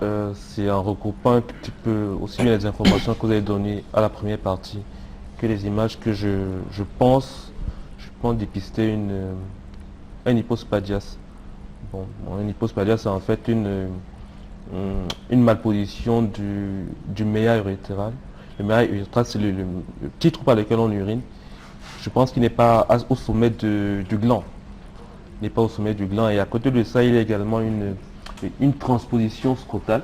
En fait, les testicules, les bourses qui contiennent les testicules sont au-dessus du pénis. Donc c'est une malformation assez sévère avec un hypospadias. Bon, le méa urétral qui est très très bas, je pense qu'il est au niveau du scrotum. Ça aurait été mieux de retourner en retournant le pénis, on aurait mieux évalué en fait le problème. Je pense qu'on ne l'a pas fait. Ça aurait permis de mieux diagnostiquer la maladie. D'accord. Mais vous dites que cette pathologie est fréquente sous les tropiques chez nous? Oui, elle est assez fréquente. Elle est due à quoi? Mais elle n'est pas aussi grave. En fait, il y a des enfants qui nous viennent parfois en consultation avec une anomalie au niveau du méa urétral. Le méa urétral est plutôt au niveau, il n'est pas à sa position normale, n'est pas au sommet du gland, mais elle peut être un peu plus bas. Il peut être au niveau de la couronne, juste entre le gland et le pénis que l'on connaît. Et ça peut également être très très bas. Et lorsque ça va, ça peut aller jusqu'au niveau du scrotum. La cause, c'est une malformation. En fait, on est avec, il n'y a pas de cause précise de cette pathologie. Ok. Et le cas Charles, quelles sont les causes de cette pathologie? Aucune cause également. C'est une malformation avec laquelle il naît. Ce n'est pas génétique, ce n'est pas héréditaire. Mais on s'est rendu compte quand même que dans les familles où on avait un cas, ils ont plus du risque d'en développer que les familles qui n'en ont jamais eu.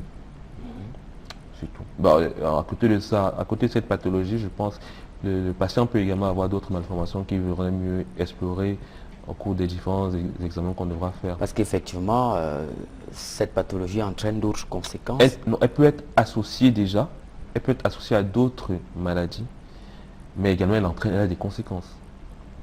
Elle a des conséquences aussi bien psychologiques, mais également au niveau de la paroi urinaire. Le patient peut se retrouver en insuffisance rénale du fait d'une obstruction des canaux urinaires, même une dégénérescence de la plaque que l'on voit là, de la vessie. Ces patients ont plus de risque d'avoir des cancers de la vessie qu'une personne qui n'est pas dans ce tableau-là. Les infections également sont très fréquentes au cours de ce type de maladie. D'accord. Et effectivement, rendu à cette étape, la question qu'on pourrait vous poser, c'est de savoir comment on en arrive là. N'existe-t-il pas des possibilités d'exploration anténatale? Si, les échographies anténatales peuvent contribuer au diagnostic. Je pense que le diagnostic avait été posé, mais je ne sais pas comment ça s'est passé. C'est vrai qu'il faut avoir dans les mains un expert. Il fallait qu'il passe entre les mains d'un expert pour qu'on puisse plus facilement le prendre en charge. Déjà que même chez nous, c'est pas tous les urologues qui peuvent s'occuper de ce type de pathologie. Par exemple, moi je le reçois, je préférerais l'envoyer dans un centre spécialisé dans la prise en charge des enfants et ainsi des malformations des enfants. L'hôpital gynéco-obstétrique de Yaoundé s'occupe très bien de ce genre de pathologie. Je pense qu'il y a des équipes suisses qui travaillent en collaboration avec des urologues camerounais qui se chargent de prendre en charge ce genre de pathologie. Ok. Et le deuxième cas, les parents ont expliqué, ont dit avoir parcouru de multiples formations hospitalières sans véritable solution. Bon, je parle évidemment sous le contrôle sous réserve bien sûr de toute vérification. Mais ça traduit quoi? La difficulté à poser un diagnostic, la difficulté à établir un protocole de prise en charge? Je pense que c'est le protocole de prise en charge parce que le diagnostic, je n'ai eu qu'à voir les photos et écouter les commentaires pour comprendre un tout petit peu le contexte. Je pense que c'est tout le processus après de la prise en charge qui va devenir compliqué. Et aussi c'est un problème financier. Hein. Ah oui, ça c'est un gros souci. Même dans des équipes qui ont l'habitude de prendre en charge de façon gratuite ces patients, ça nécessite des moyens financiers assez conséquents. Et c'est un suivi lourd, puisque je voudrais parler de plusieurs interventions. Ce n'est pas juste en allant une fois dans un hôpital de référence qu'ils pourront obtenir satisfaction. Ils vont devoir faire preuve de beaucoup de patience. Ok. Alors, docteur Léon Photo, dans son récit tout à l'heure, la mère du petit Romain faisait savoir qu'effectivement, elle était contrainte de lui apporter un soutien psychologique, de faire recours à la prière régulièrement dans l'espoir d'une guérison probablement miraculeuse. Et quelle est l'approche que les parents devraient adopter face à de tels enfants? Quels sont les mots qu'il faut utiliser pour ne pas empiéter ou, comment le dire, pour ne pas fragiliser sa croissance psychologique? Une pathologie comme celle-là nécessite une prise en charge multidisciplinaire. C'est-à-dire qu'il y a l'aspect chirurgical qui est important, mais il y a également l'aspect psychologique qui est également important. Parce que déjà les personnes qui n'ont pas de malformation ont parfois des troubles importants d'identité sexuelle au fur et à mesure de leur évolution. Donc, raison de plus quand il y a déjà des problèmes organiques comme ça aussi importants. Donc, parfois, cet aspect-là est un peu négligé. Mais quelle devrait être la spécificité de la prise en charge psychologique chez des enfants qui sont dans un processus de croissance? Contrairement aux adultes, par exemple, l'approche, évidemment, peut être relativement assouplie. L'approche, c'est de suivre ces enfants, de voir leur évolution, à la fois sur le plan physique et sur le plan psychologique. Parce que malgré la pathologie, ils ont quand même une évolution sur le plan de la sexualité. Ils y pensent et ils doivent se poser des questions. Ces questions, au fur et à mesure, doivent trouver une réponse. Au fur et à mesure de l'âge. Même lorsque l'organe n'est pas fonctionnel, il y a une vie psychique en relation avec cet organe-là. Et l'enfant qui grandit, il y a, selon les stades de l'évolution, il va falloir répondre à des questions. En sachant que, par exemple, à l'âge de 3 ans, l'enfant reconnaît bien son sexe, il intègre son sexe, mais ça ne lui pose pas encore de problème. il y a vis-à-vis des camarades des observations réciproques. Et vers l'âge de 6-7 ans, les inquiétudes commencent à s'opposer. L'enfant commence à parler, à envisager un peu le fonctionnement et s'inquiète et accepte ou refuse ce sexe-là. Parce qu'on peut aussi... Et là, c'est l'enfant normal, hein, l'enfant qui n'a pas de problème du point de vue de l'organisation anatomique de son sexe.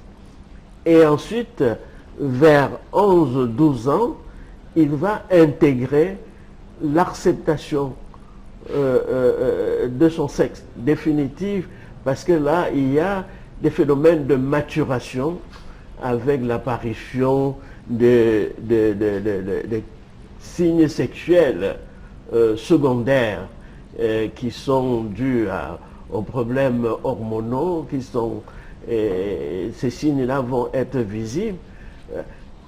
À chaque étape, ces éléments vont être présents, que l'organe de l'enfant soit entier ou qu'il ne soit pas entier. Donc, ces questions, ces éveils, avec le questionnement, avec toute l'anxiété que ça comporte, l'enfant a besoin de les exprimer avec quelqu'un, soit avec les parents lorsque cela est possible, soit avec le personnel du milieu médical. Okay. Donc ce n'est pas parce que l'organe est défaillant ou absent que l'évolution de la sexualité ne se fait pas. Elle se fait et il faut en tenir compte. Ok. Alors, docteur Jerry Kwiche, quelles sont les mesures préventives? Peut-on prévenir de telles pathologies? Non, il n'est pas possible. Bon, pour ce qui est de l'estrophie vésicale, l'estrophie vésicale, c'est-à-dire la pathologie dont souffre Charles. Oui, exactement. Okay. Lorsque l'on découvre, on dépiste tôt l'estrophie vésicale au cours des consultations prénatales, à l'échographie, il est admis de faire une interruption de grossesse. C'est la seule façon de prévenir, si on peut dire. Après, il n'y a pas d'autre possibilité. C'est juste de prendre en charge l'enfant et de le faire mener une vie la plus décente possible. L'hypospadias, par contre, c'est en règle générale au cours de l'accouchement, après l'accouchement, que l'on se rend compte que l'enfant a un tel problème. Et également, il n'y a pas de façon de prévenir. C'est juste de continuer la prise en charge, de réaliser la chirurgie qui va amener l'enfant à avoir un organe tout comme les autres. Ok. Alors, peut-on reconstruire cet appareil? Dans quel cas? Dans les deux cas. Je pense que le cas de l'autre patient, de Romy, le deuxième. De Romy, c'est un peu plus... on a de meilleures chances quand même. Le pronostic me semble meilleur chez lui que chez le petit Charles. Ou là, dans ce cas, on pourra, c'est vrai, faire le maximum pour rallonger un tout petit peu l'organe. Mais ça va demander des moyens un peu plus considérables. Aussi bien dans la fabrication de son réservoir d'urine que dans la fermeture de la paroi, du gros défect qu'on a en antérieur au niveau de sa paroi abdominale antérieure. Le sexe également, ça va être difficile. Pour ce qui est de sa sexualité, il pourra en avoir un tout petit peu sûrement, mais la fertilité est vraiment compromise. Ça va nécessiter plutôt... Il y a pourtant quand même des méthodes. La fécondation, la procréation médicalement assistée pourrait lui permettre d'avoir des enfants. Mais ça encore, ça nécessite encore des moyens assez conséquents. Ok. Alors, docteur Léon Fodzo, en fin de compte, je rappelle d'ailleurs que dans un très court instant, nous allons recevoir Irène Tembe pour faire le point de multiples contributions enregistrées. C'est une parenthèse et c'est aussi l'occasion de vous indiquer, mesdames et messieurs, que vous pouvez continuer à réagir à notre compteur, au numéro qui s'affiche au bas de votre petit écran. N'hésitez pas à leur apporter votre contribution. Le médecin vient de le dire, ce sont des pathologies qui nécessitent de fortes moyens, de forte mobilisation financière ou de forts moyens financiers. Alors, docteur Lyon Fodzo, pour ces enfants, compte tenu du fait qu'ils vivent encore leur processus de croissance, une fois qu'ils auront atteint l'âge adulte, y aura-t-il de nouvelles prescriptions psychologiques sur la manière de vivre? Comment leur faire comprendre qu'effectivement, ils ne pourront probablement pas mener une vie ordinaire comme toutes les autres personnes adultes? Les sujets, hommes et femmes, ont parfois, même avec des organes complets, des difficultés à réaliser une sexualité dite normale. Alors, parfois, les sujets se créent un univers de satisfaction dérivés à travers des moyens, à travers des rêveries, des fantasmes, tout ça. Et c'est important également. Donc,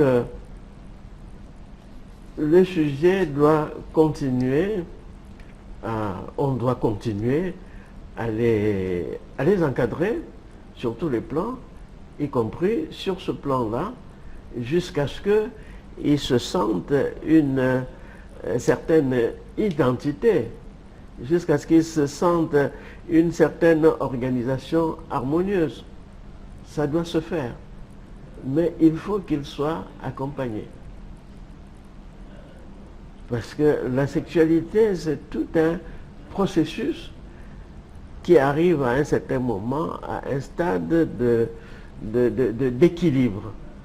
Et lorsqu'il y a cet état d'équilibre que le sujet peut ressentir, il n'y a plus besoin d'être accompagné. Ok. Alors, tout au long de son intervention, docteur Jerry Kuiché, le docteur Lyon Fodzo prescrit la pluridisciplinarité dans la prise en charge de telles pathologies. Mais rarement on en voit chez nous. Pourquoi? Alors, c'est pas moi que je l'ai posé peut-être cette question, c'est au ministre de la Santé et ses associés, je ne sais pas. Pour moi... Mais vous êtes acteur de terrain. Oui, rarement on a le vu terrain, des médecins spécialistes sollicités, des psychologues cliniciens et autres pour... Bon, pourquoi? Pourtant, ça se fait de plus en plus. Je ne sais pas pour mes aînés, mais nous actuellement, nous sommes actuellement assez solidaires. Nous savons que c'est l'union, c'est ce que j'ai appris des autres pays, c'est l'union qui leur permet d'avancer encore mieux. Donc lorsqu'on a de telles pathologies, on discutera déjà entre collègues urologues, et si l'on doit faire intervenir les autres praticiens, on n'hésite pas. On en parle entre nous, on en discute sur tous les réseaux existent et ça nous permet ainsi de pouvoir prendre en charge le patient dans sa globalité. Ok. Dans certains pays, même les gens qui n'ont pas de troubles de l'organe physique et sexuel arrivent à avoir des troubles de l'identité sexuelle au point même de vouloir changer de sexe et de faire des transformations à la fois hormonales et physiques par des opérations pour changer de sexe. Parce qu'ils trouvent que le sexe dans lequel ils se trouvent et on le voit visiblement, n'est pas le sexe ressenti tel qu'il l'éprouve en lui.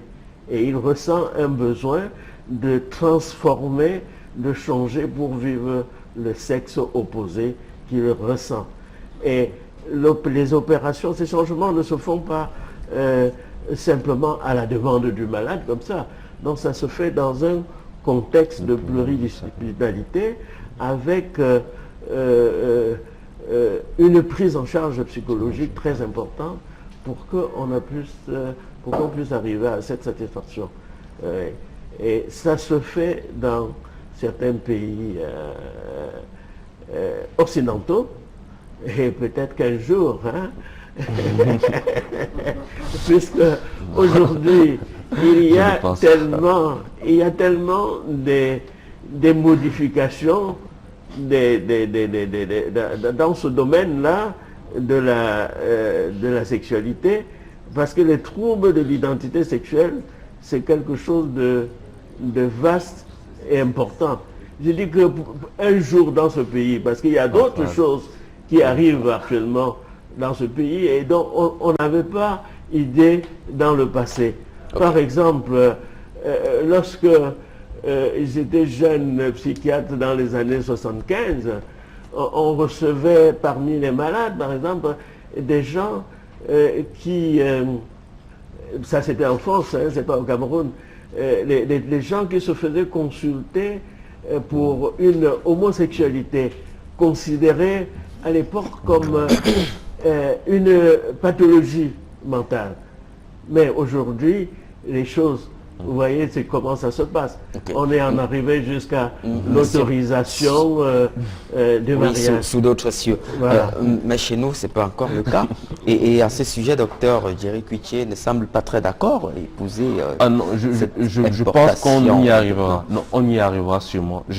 En fait, je ne sais pas que je ne suis pas d'accord, mais c'est que je sais que ça va mettre beaucoup de temps et ce ne sera sûrement pas de votre génération. Oui, de ma génération. Je pense pas. On a encore beaucoup de siècles avant d'arriver à ce moment-là. Bien. Alors, avant de sortir, en termes de recommandations, docteur, quelle doit être l'attitude au quotidien des parents pour les soulager? Lui, par exemple, Charles, qui est contraint de mettre des couches au quotidien. Y a-t-il d'autres méthodes, en attendant bien sûr que toutes les démarches soient engagées pour une prise en charge éventuelle? Je n'en vois pas. Franchement, je pense que c'est d'essayer de trouver au plus tôt possible un centre où on pourra le prendre en charge assez rapidement pour résoudre son problème. À part ça, je pense que les couches, c'est la méthode la plus accueillie, la plus simple et peut-être la moins chère pour lui permettre d'avoir quand même une certaine qualité de vie. Pour un enfant de la rue, donc même les couches sont voilà, ça coûte cher. Ok, bien, merci docteur. Docteur Léon Fodzo, en termes de recommandations, en avez-vous? Il faudrait que bien sûr que l'entourage continue à encadrer ces enfants-là qui ont ces problèmes-là, à les écouter, à leur permettre de s'exprimer au maximum sur leurs propres difficultés et à se faire éventuellement aider par d'autres à qui ils peuvent poser des questions. Ok, bien. Charles est resté avec nous sur le plateau, ça va? Tu as bien compris? J'ai bien compris, bien. Ok, ce qui a été dit par les experts. Oui. Ok, bien. Beaucoup de courage, Charles. Merci beaucoup de courage aussi à notre petit Romy. Nous suivrons évidemment, comme d'habitude, d'ailleurs avec beaucoup d'attention, l'évolution de la dynamique autour de ces cas, dans l'espoir de revenir avec de bonnes nouvelles sur ce plateau, car nous sommes le plateau de l'espoir, la télévision de l'espoir, ça vous le savez, et ensemble nous pouvons relever ce challenge car nul n'a le droit d'être heureux tout seul. Évidemment, nous aurions bien voulu avoir sur ce plateau d'autres experts. Il y a une dimension chirurgicale qui est assez importante, il y a une dimension pédiatrique, il y a une dimension qui relève aussi de la gynécologie. Mais nous n'avons pu malheureusement mobiliser ces experts, manifestement très occupés ce soir, mais nous y reviendrons évidemment dans nos prochaines éditions. Merci de nous renouveler davantage votre confiance. Alors d'autres cas, oui, nous en avons, des cas que nous suivons avec beaucoup d'attention. D'abord celui d'un patient qui est à la fois un confrère, un frère, et qui souffre d'une pathologie assez rare. Il s'agit de Tongo Etonde que nous suivons depuis un moment. Il souffre d'une pathologie assez rare. Il est contraint d'ingurgiter, de consommer des tonnes et des tonnes de sucre pour évidemment se maintenir en vie. Nous vous proposons de suivre l'illustration de cette pathologie dans ce reportage et juste derrière, nous ferons le point des différentes contributions enregistrées à notre compteur avec Irène Tembe. A tout de suite.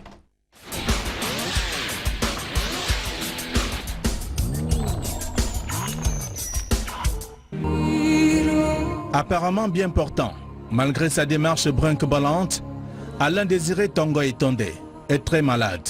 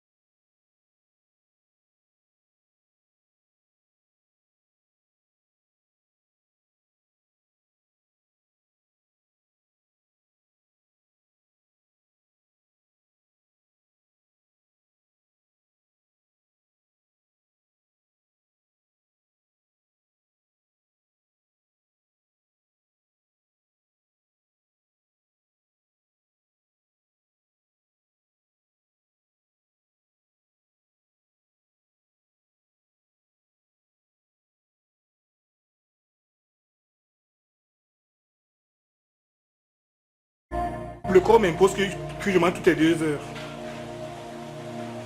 Et en ce moment-là, il m'est arrivé de ne pas pouvoir, je ne pouvais pas ouvrir la bouche, je ne pouvais pas parler, je ne pouvais pas marcher. Et je ne pouvais pas marcher, je ne pouvais pas faire un pas, je ne pouvais pas faire des pas. Donc, ça s'est passé pendant près d'1 semaine. Il a fallu aller voir un neurochirurgien qui a fait une ponction lombaire, ça n'a rien donné. Et il m'a envoyé chez le psychiatre. Je ne sais pas ce qu'il m'a donné, mais il a développé la situation.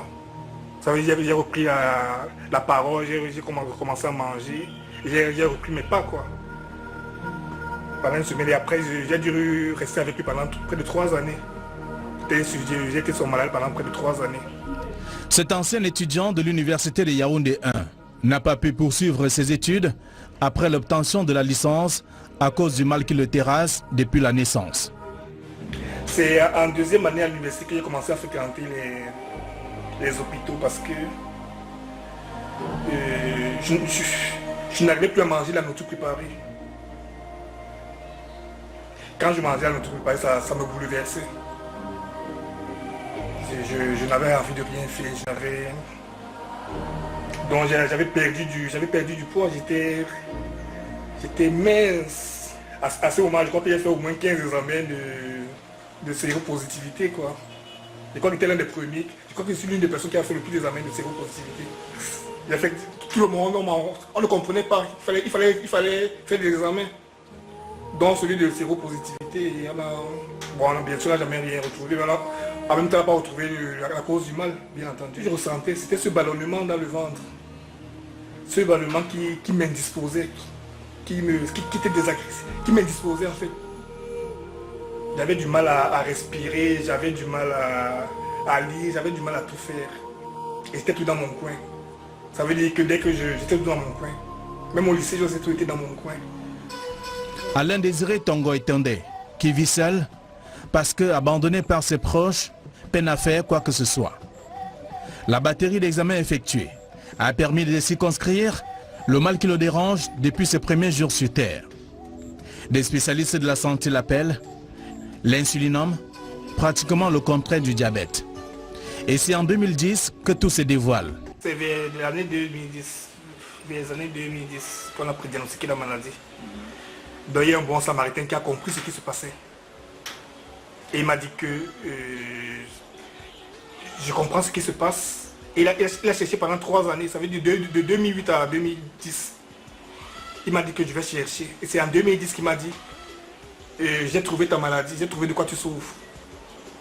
Que tu souffres d'insulinome. Mais on ne peut pas, il faut que tu ailles à l'étranger parce qu'on ne peut pas soigner ta maladie au Cameroun.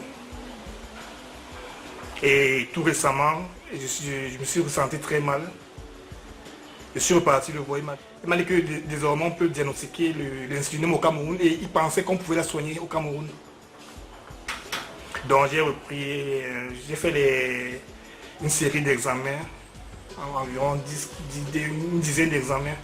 Examen de sang et examen d'imagerie. Donc la maladie, il m'a dit que la maladie c'est une tumeur non cancéreuse au niveau du pancréas. Ça veut dire que le pancréas produit l'insuline en désordre. Et c'est cette insuline-là qui, comme ça sont de façon désordonnée, c'est ça qui crée la fatigue. L'insulinome, cette maladie rare au Cameroun, en Afrique et dans le monde, touche une personne sur 2 millions. Des personnes qui en souffrent ne résistent pas à la position debout. 3 secondes debout, c'est le calvaire, quoi. Ça veut dire que mes jambes me font mal et après un moment je les sens plus. Ça veut dire en même temps je les sens pas mais ça me fait mal. Donc en fait j'ai perdu pratiquement l'usage des jambes. Bon ça c'est un côté, ça c'est un aspect. Mais le truc c'est quoi? C'est que le matin par exemple,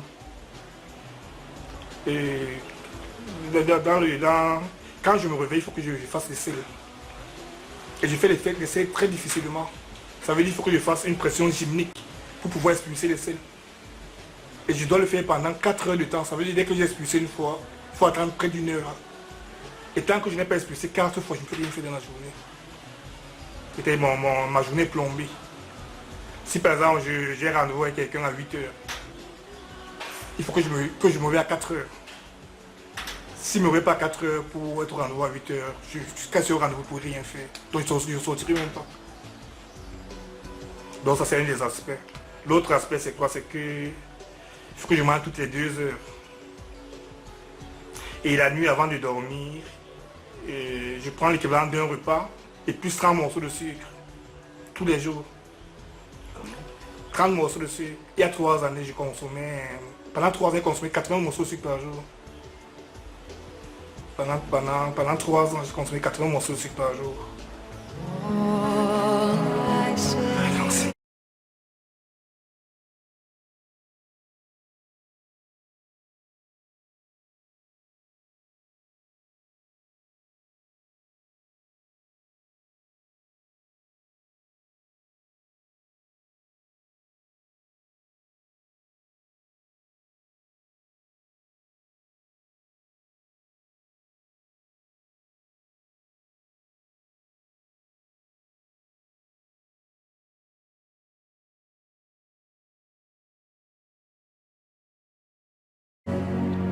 La somme des difficultés constitue le quotidien de Alain Désiré Tonga Etonde, qui a été transformé en un véritable mendiant. La difficulté de la maladie, c'est que tu ne peux rien faire. Tu ne peux pas avoir tu n'as pas de revenus, mais il faut vivre tous les jours. Donc il faut appeler des personnes pour pouvoir manger à midi, pour pouvoir manger le lendemain et tout ça. Et tu ne peux pas compter sur une personne. Tu peux compter sur une personne pour manger tous les jours. Ça veut dire que tu es là comme ça, tu es là vivant, on te voit et tu appelles les gens pour devoir manger tous les jours. Personne ne peut supporter ça. Une maladie mal appréciée par ses géniteurs qui ont finalement quitté ce monde dans l'ignorance de la pathologie qui terrorise leur fils jusqu'à ce jour. Personne ne comprenait rien. Et les médecins disaient que tout le monde m'a envoyé chez le psychiatre qui disait que je suis dépressif. Donc ma maladie c'était je suis dépressif. Et dépressif, on entendait par dépressif quelqu'un qui est affecté par les problèmes de la vie et qui ne réagit pas par rapport aux pressions de la vie. Donc qui est défaitiste, qui a démissionné, qui ne veut pas affronter la vie. Et c'est ça, ça veut dire, pour moi j'étais le partisan du moins d'effort, je ne veux faire aucun effort. J'attends tout de mes parents. Les parents, je veux dire, tout le monde, quoi, pour tout le monde, je ne veux rien faire. J'attends tous les parents et même ils ne comprenaient pas, quoi, je veux dire. Et tout le monde, on leur remplissait les oreilles que c'est quelqu'un qui ne veut rien faire,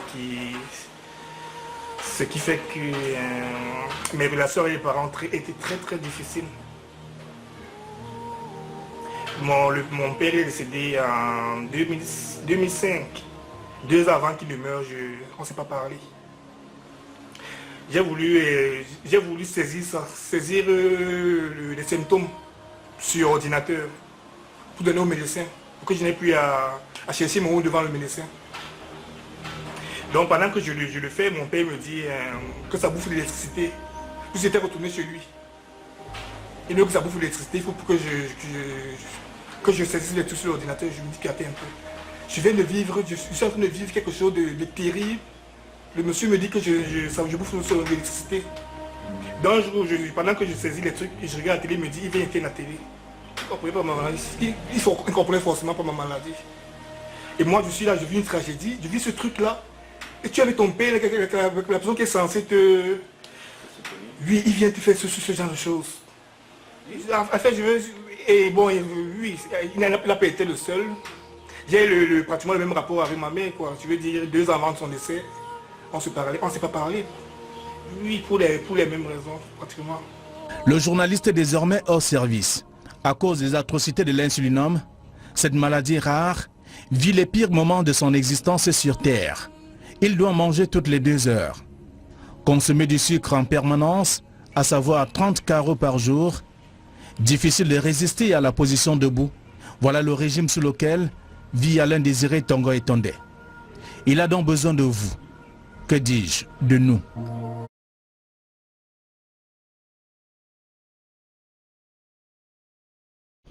Voilà, Tongo Etondé a besoin de vous. Il a besoin de vous pour recouvrer la santé et c'est une opération possible. N'hésitez plus, continuez à lui apporter votre soutien. Et Irène Tembe est avec nous sur le plateau ce soir. Bonsoir madame. Bonsoir Eric. Comment allez-vous? Très bien, merci. Ok, bienvenue. Merci. Je dis bienvenue parce que vous venez avec des bonnes nouvelles, puisque depuis le début de cette émission, il y a eu des réactions déjà à la suite. Tout à fait, il y a eu des réactions spontanées lors de l'émission pour le cas de Charles et pour son acolyte qui était à côté. Les contributions sont les suivantes. Yonta Tinda Marius, 5 000 francs. La famille Tchafak Sévérin, Eric de Yassa, 5 000. Charlie, 1 000 francs. Tobet, 2 000. Duicom Tanier, 1 000 francs. Gérard Langang Dinga, 2 000. Pamongang John, 3 000. Marie-Nicolette, 5 000. Choco Tcheu, 2 050. Joël Kenyé, 1 100 francs. La famille Ketchemen Andorbonne, 2 500. Foncha, 1 000 francs. Lité Jeanne, 2 000. Monsieur Chofak de Bafoussam, 2 000. Cuipou Tudje, 3 000. Ce qui nous donne, Eric, un montant de 64 650 francs CFA. Ok, enregistré depuis le début de l'émission. Ah, mais félicitations, c'est formidable, mesdames et messieurs. Continuez. Ensemble, nous allons relever ce challenge. Alors, pour revenir au cas de Tongo Etondé que nous avons regardé, on fera le point. Où en sommes-nous? Les contributions sont les suivantes depuis le 19. Une bienfaitrice de Bessenguet, 10 000 francs. Ariane de la Cité Site, 2 500. Tassé Steve de PK 15, 1000 francs. La famille Anatole Mengapte du Machine d'Orpassi 3, 3 500. Esther, 5 000. MNG, 10 000. Stéphanie, 1000 francs. Ezendibi, 2 000. Guiche épouse Koumenye, 5 000. Sampi, 3 000. Imo, 1000 francs. Bala, 5 000. Silatsa, 1000 francs. Ce qui nous donne au total un montant de 1 620 375 francs CFA. Voilà, donc à ce jour, pour le cas Tongo Etondé, nous avons enregistré un montant, vous avez dit, de 1 million. Si la régie veut bien m'aider, 1 620 375 francs CFA. Ok, bien, pour le cas de Tongo Etondé, alors les chiffres vont sans doute s'afficher avant la fin de cette émission. Voilà les chiffres exacts enregistrés à ce jour pour le cas de Tongo Etondé qui souffre d'une pathologie assez rare. 1 620 375 francs CFA, collectés depuis quand? Depuis le mois de... Le 19 avril. Il a commencé... Il est entré dans l'émission au mois de février. Et depuis le 19 avril 2000 jusqu'à aujourd'hui, nous sommes au montant de 1 620 375. Voilà. Depuis le mois de février. Voilà, en 3 mois. En 3 mois, oui. Ok, c'est assez remarquable. Merci pour vos différentes contributions. Mesdames et messieurs, tout de suite, nous allons vous faire vivre un autre cas qui nous préoccupe dans cette émission. Il s'agit d'une dame qui porte une pathologie aussi curieuse. Elle traîne un goitre, mais alors une masse assez importante au niveau du cou. Je vous propose de revivre quelques séquences de son quotidien et juste derrière, nous faisons le point des différentes contributions. A tout de suite.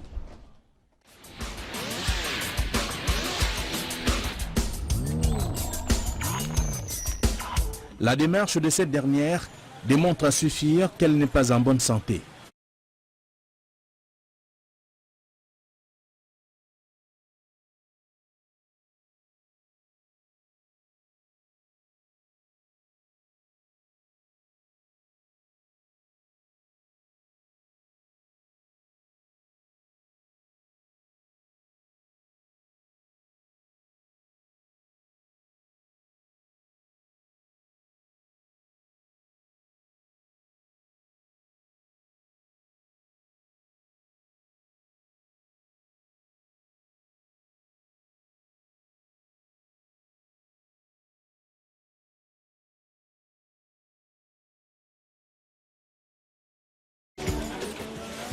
Je souffre de goitre.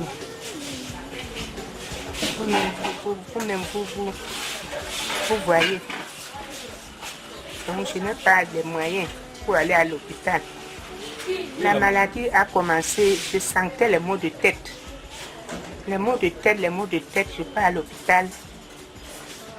On me prescrit les produits, je les prends.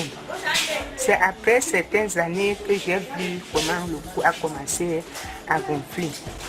Comme j'avais aussi le corps, oui, c'est là que je me suis rendue à Sarbayene pour qu'il essaie de voir s'ils peuvent m'opérer.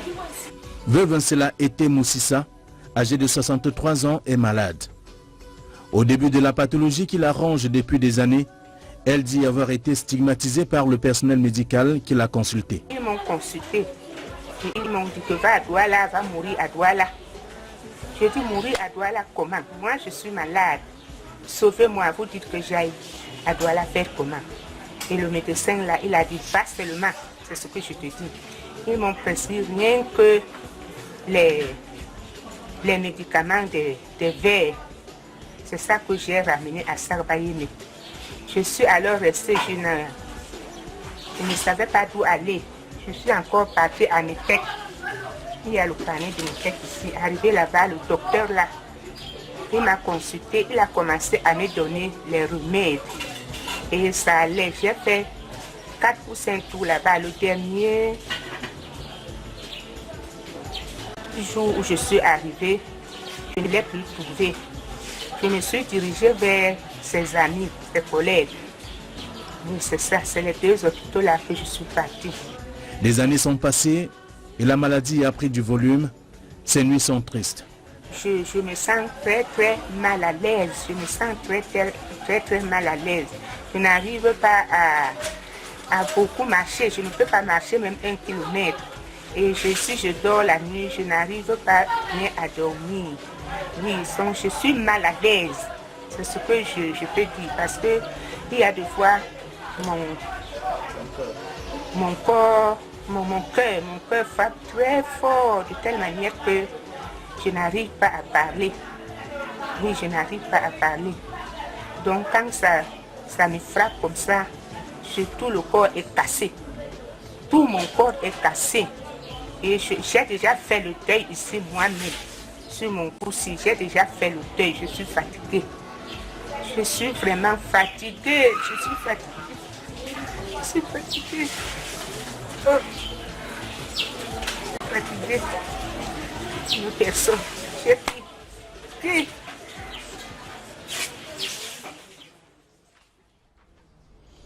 Voilà, elle a besoin de vous pour sécher ces torrents de larmes qui ne cessent de couler.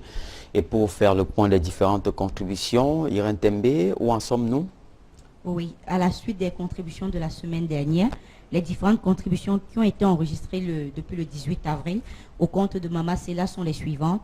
Monsieur et Madame Trafat de Koto Village, 5 000 francs. Guiche épouse Koumenye, 5 000 francs. Meyo Amadou, 2 000 francs. Guafé 1000 francs, Njoya 1500, Njokwe épouse Ladzo 5000, Prale Digi 1000 francs, Kakanou Vicky Aimé 10 300, ce qui nous donne un montant de 1 289 450 francs CFA, enregistré au compteur de Mama Sela. Très bien. Alors, les chiffres sont disponibles grâce à la réalisation. Merci Warren. Et nous pouvons lire 1 289 450 francs CFA pour cette maman. Donc c'est suffisant pour au moins procéder pour qu'elle rentre en clinique. Donc ce sera fait dans les prochains jours, voire les prochaines heures. Et ce n'est pas tout. Un autre cas qui est au cœur des préoccupations depuis des mois est celui de Monique qui souffre de dépression. Voilà, Monique qui souffre de dépression. Pour vous rafraîchir la mémoire, je vous propose de vivre une séquence de son quotidien avant bien sûr de faire le point de vos différentes contributions.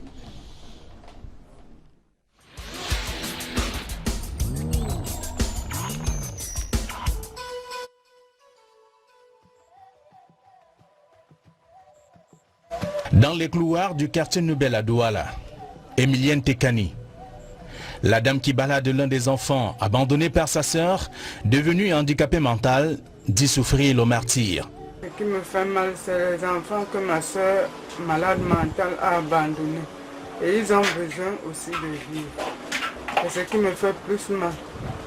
Il faut qu'ils partent à l'école comme d'autres enfants aussi. Et ils manquent même parfois à manger. Or que ce sont les enfants, il faut qu'on les nourrisse pour qu'ils grandissent aussi bien. C'est donc en fin 2013 que les déboires de Monique Ngili, la sœur d'Emilienne, débutent avec la rupture brutale de la relation entre son conjoint et elle. Comme si c'était hier. Quand elle est rentrée, elle avait déjà un enfant de ce côté-là. Subitement, elle a commencé à parler autrement. Je demande que c'est quoi. Elle me dit que grand sœur, ça ne va pas. Elle dit que quoi ne va pas. Elle dit que mon ami a dit que je ne suis pas une belle femme. Elle dit que mais tu es une belle femme. Subitement, je vois seulement comment quelqu'un me dit que donc tu es derrière elle. C'est là où elle a commencé à me dire de n'importe quoi. Elle parlait de n'importe quoi. Après, elle s'est levée, elle a fui. On est parti l'attraper. Quand on revient maintenant à la maison, on voit que ça devient autre chose. Jusqu'à présent, elle est comme ça. On ne sait même pas comment on peut exprimer cela. Et la voici dans la rue. Parfois, elle est nue. Parfois même, elle se retrouve dans la poubelle. Tu la vois de ce côté, demain, aujourd'hui, tu la vois ailleurs. Tu l'habilles aujourd'hui, demain, tu la vois nue. Mais à présent même, je ne sais pas là où je peux la retrouver. Alors, Irène Tembe, quelles sont les contributions enregistrées? À la suite des contributions de la semaine dernière, nous avons Makona Jean 10 000, une chrétienne de la Suisse 25 000, Simonoula 10 000 francs, Topeu de Babadjou 10 000, famille Oliver 3 000, famille Joya 1500, membre du groupe Saint-Russet de la paroisse Saint-Grégoire, le Grand de Ndobo. Ça représente Tondio Octavie 15 000 francs, ce qui s'ajoute à notre compteur et nous donne un montant de 782 500 francs CFA. Et Belen Goubo 5 350, Alexis Tambo 1400, Yamba Céline 9000, Touré Ibrahim 2500, Rosine de Limbe 5000, Musulmane 1000 francs, Matsinjou 500, Swecom 50 000, Reno Roblen Gounou 10 000 francs, Sidonie Judith Manton Gufo 2000, Madame Véronique Kamga 20 000, Brad de Makepe 10 000, Bonadioto 20 000, Mato Doris 20 000, Edwige 5 000 francs, Sandrine Gassa de Consamba 10 000, famille TGH 15 000, Karam Stéphane 2600, Reine Mère Justine Thionou 2000, Pierre 1500, Babila 10 000, Prudence Lodom 10 000, David de Fumbon 4 000, Ndjangam Tachin 2 000, Anonyme de Douala 10 000, une dame apostolique de Toussaint de Souboum 5 000, une chrétienne 10 000, Toudjou Lefi, épouse Mouangue Anne 40 000, les trois débotis depuis Kotor 10 000 francs. Maman Jeannette 2000, une bienfaitrice 25 000, une bienfaitrice 10 000, Penda Jacques 10 000, bienfaiteur 3 000. Madame Kouobeto T 50 000, Ghislaine Zapo 1000 francs, Niada Brigitte 20 000, De Jolie de Consamba 4 000, Madame Diona Odile de Bafoussam 5 000, Maxime de Paris 10 000, une chrétienne 2 000, un téléspectateur de Yaoundé 2150, Sylvestre des États-Unis 51 363 francs, famille Lobotedi 10 000, Djomecho Pocom 5 000, une jeune maman de carrière 15 000, bienfaiteur 20 000. Madame Tembe, Warren Zede vous interpelle là depuis. En fait, nous sommes pris par des contraintes de temps. Donc, vous mettez simplement un point virgule. Voilà, nous y reviendrons la semaine prochaine pour faire le point complet des différentes contributions, mesdames et messieurs, car nous avons, voyez-vous, des contraintes de temps. Mais n'hésitez pas à continuer à contribuer pour les cas des enfants que vous avez regardés ce soir dans cette émission qui souffrent d'une pathologie assez rare. Apportez-leur votre contribution sans aucune retenue, car ils reviendront sans doute. Nous reviendrons évidemment pour faire le point, un peu comme nous le ferons la semaine prochaine pour un cas qui a mobilisé beaucoup de force, beaucoup d'énergie, un cas qui a suscité beaucoup d'émotions.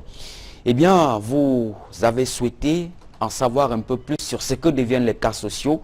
Regardez tout d'abord cette image et puis nous prendrons rendez-vous pour la semaine prochaine. A tout de suite. Ce jeudi sur Equinox Télévision. Le pied, ça fait 3 ans de cela que je souffre de ça.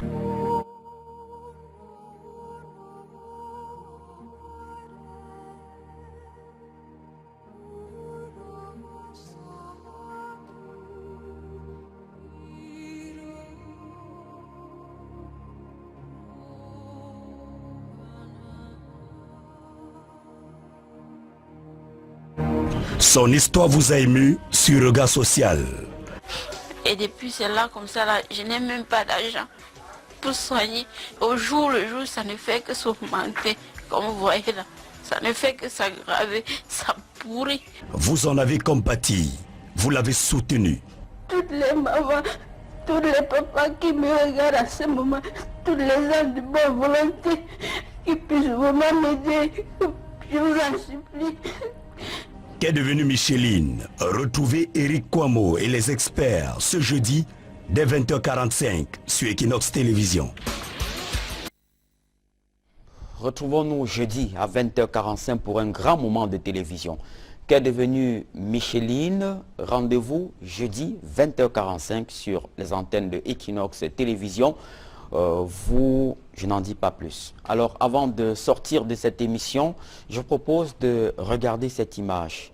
Que va nous proposer Warren Zede du côté de la réalisation. Regardez cette image, regardez le visage de cette dame. Voilà, elle se nomme Pauline Poincier Mayinga. Ce visage radieux est celui de Pauline, un baobab de la plume qui savait surfer dans la forêt du vocabulaire de Molière. Pauline n'est plus, elle nous a quittés. Cette dame que nous avions reçue sur le plateau de Regard Social, en posture d'expert, n'est plus de ce monde. Elle qui savait illuminer les visages de son joli sourire, elle qui partageait justement beaucoup de joie, dégageait beaucoup de bonheur dans tout son entourage. Pauline n'est plus de ce monde et elle entame justement son dernier voyage dans quelques heures.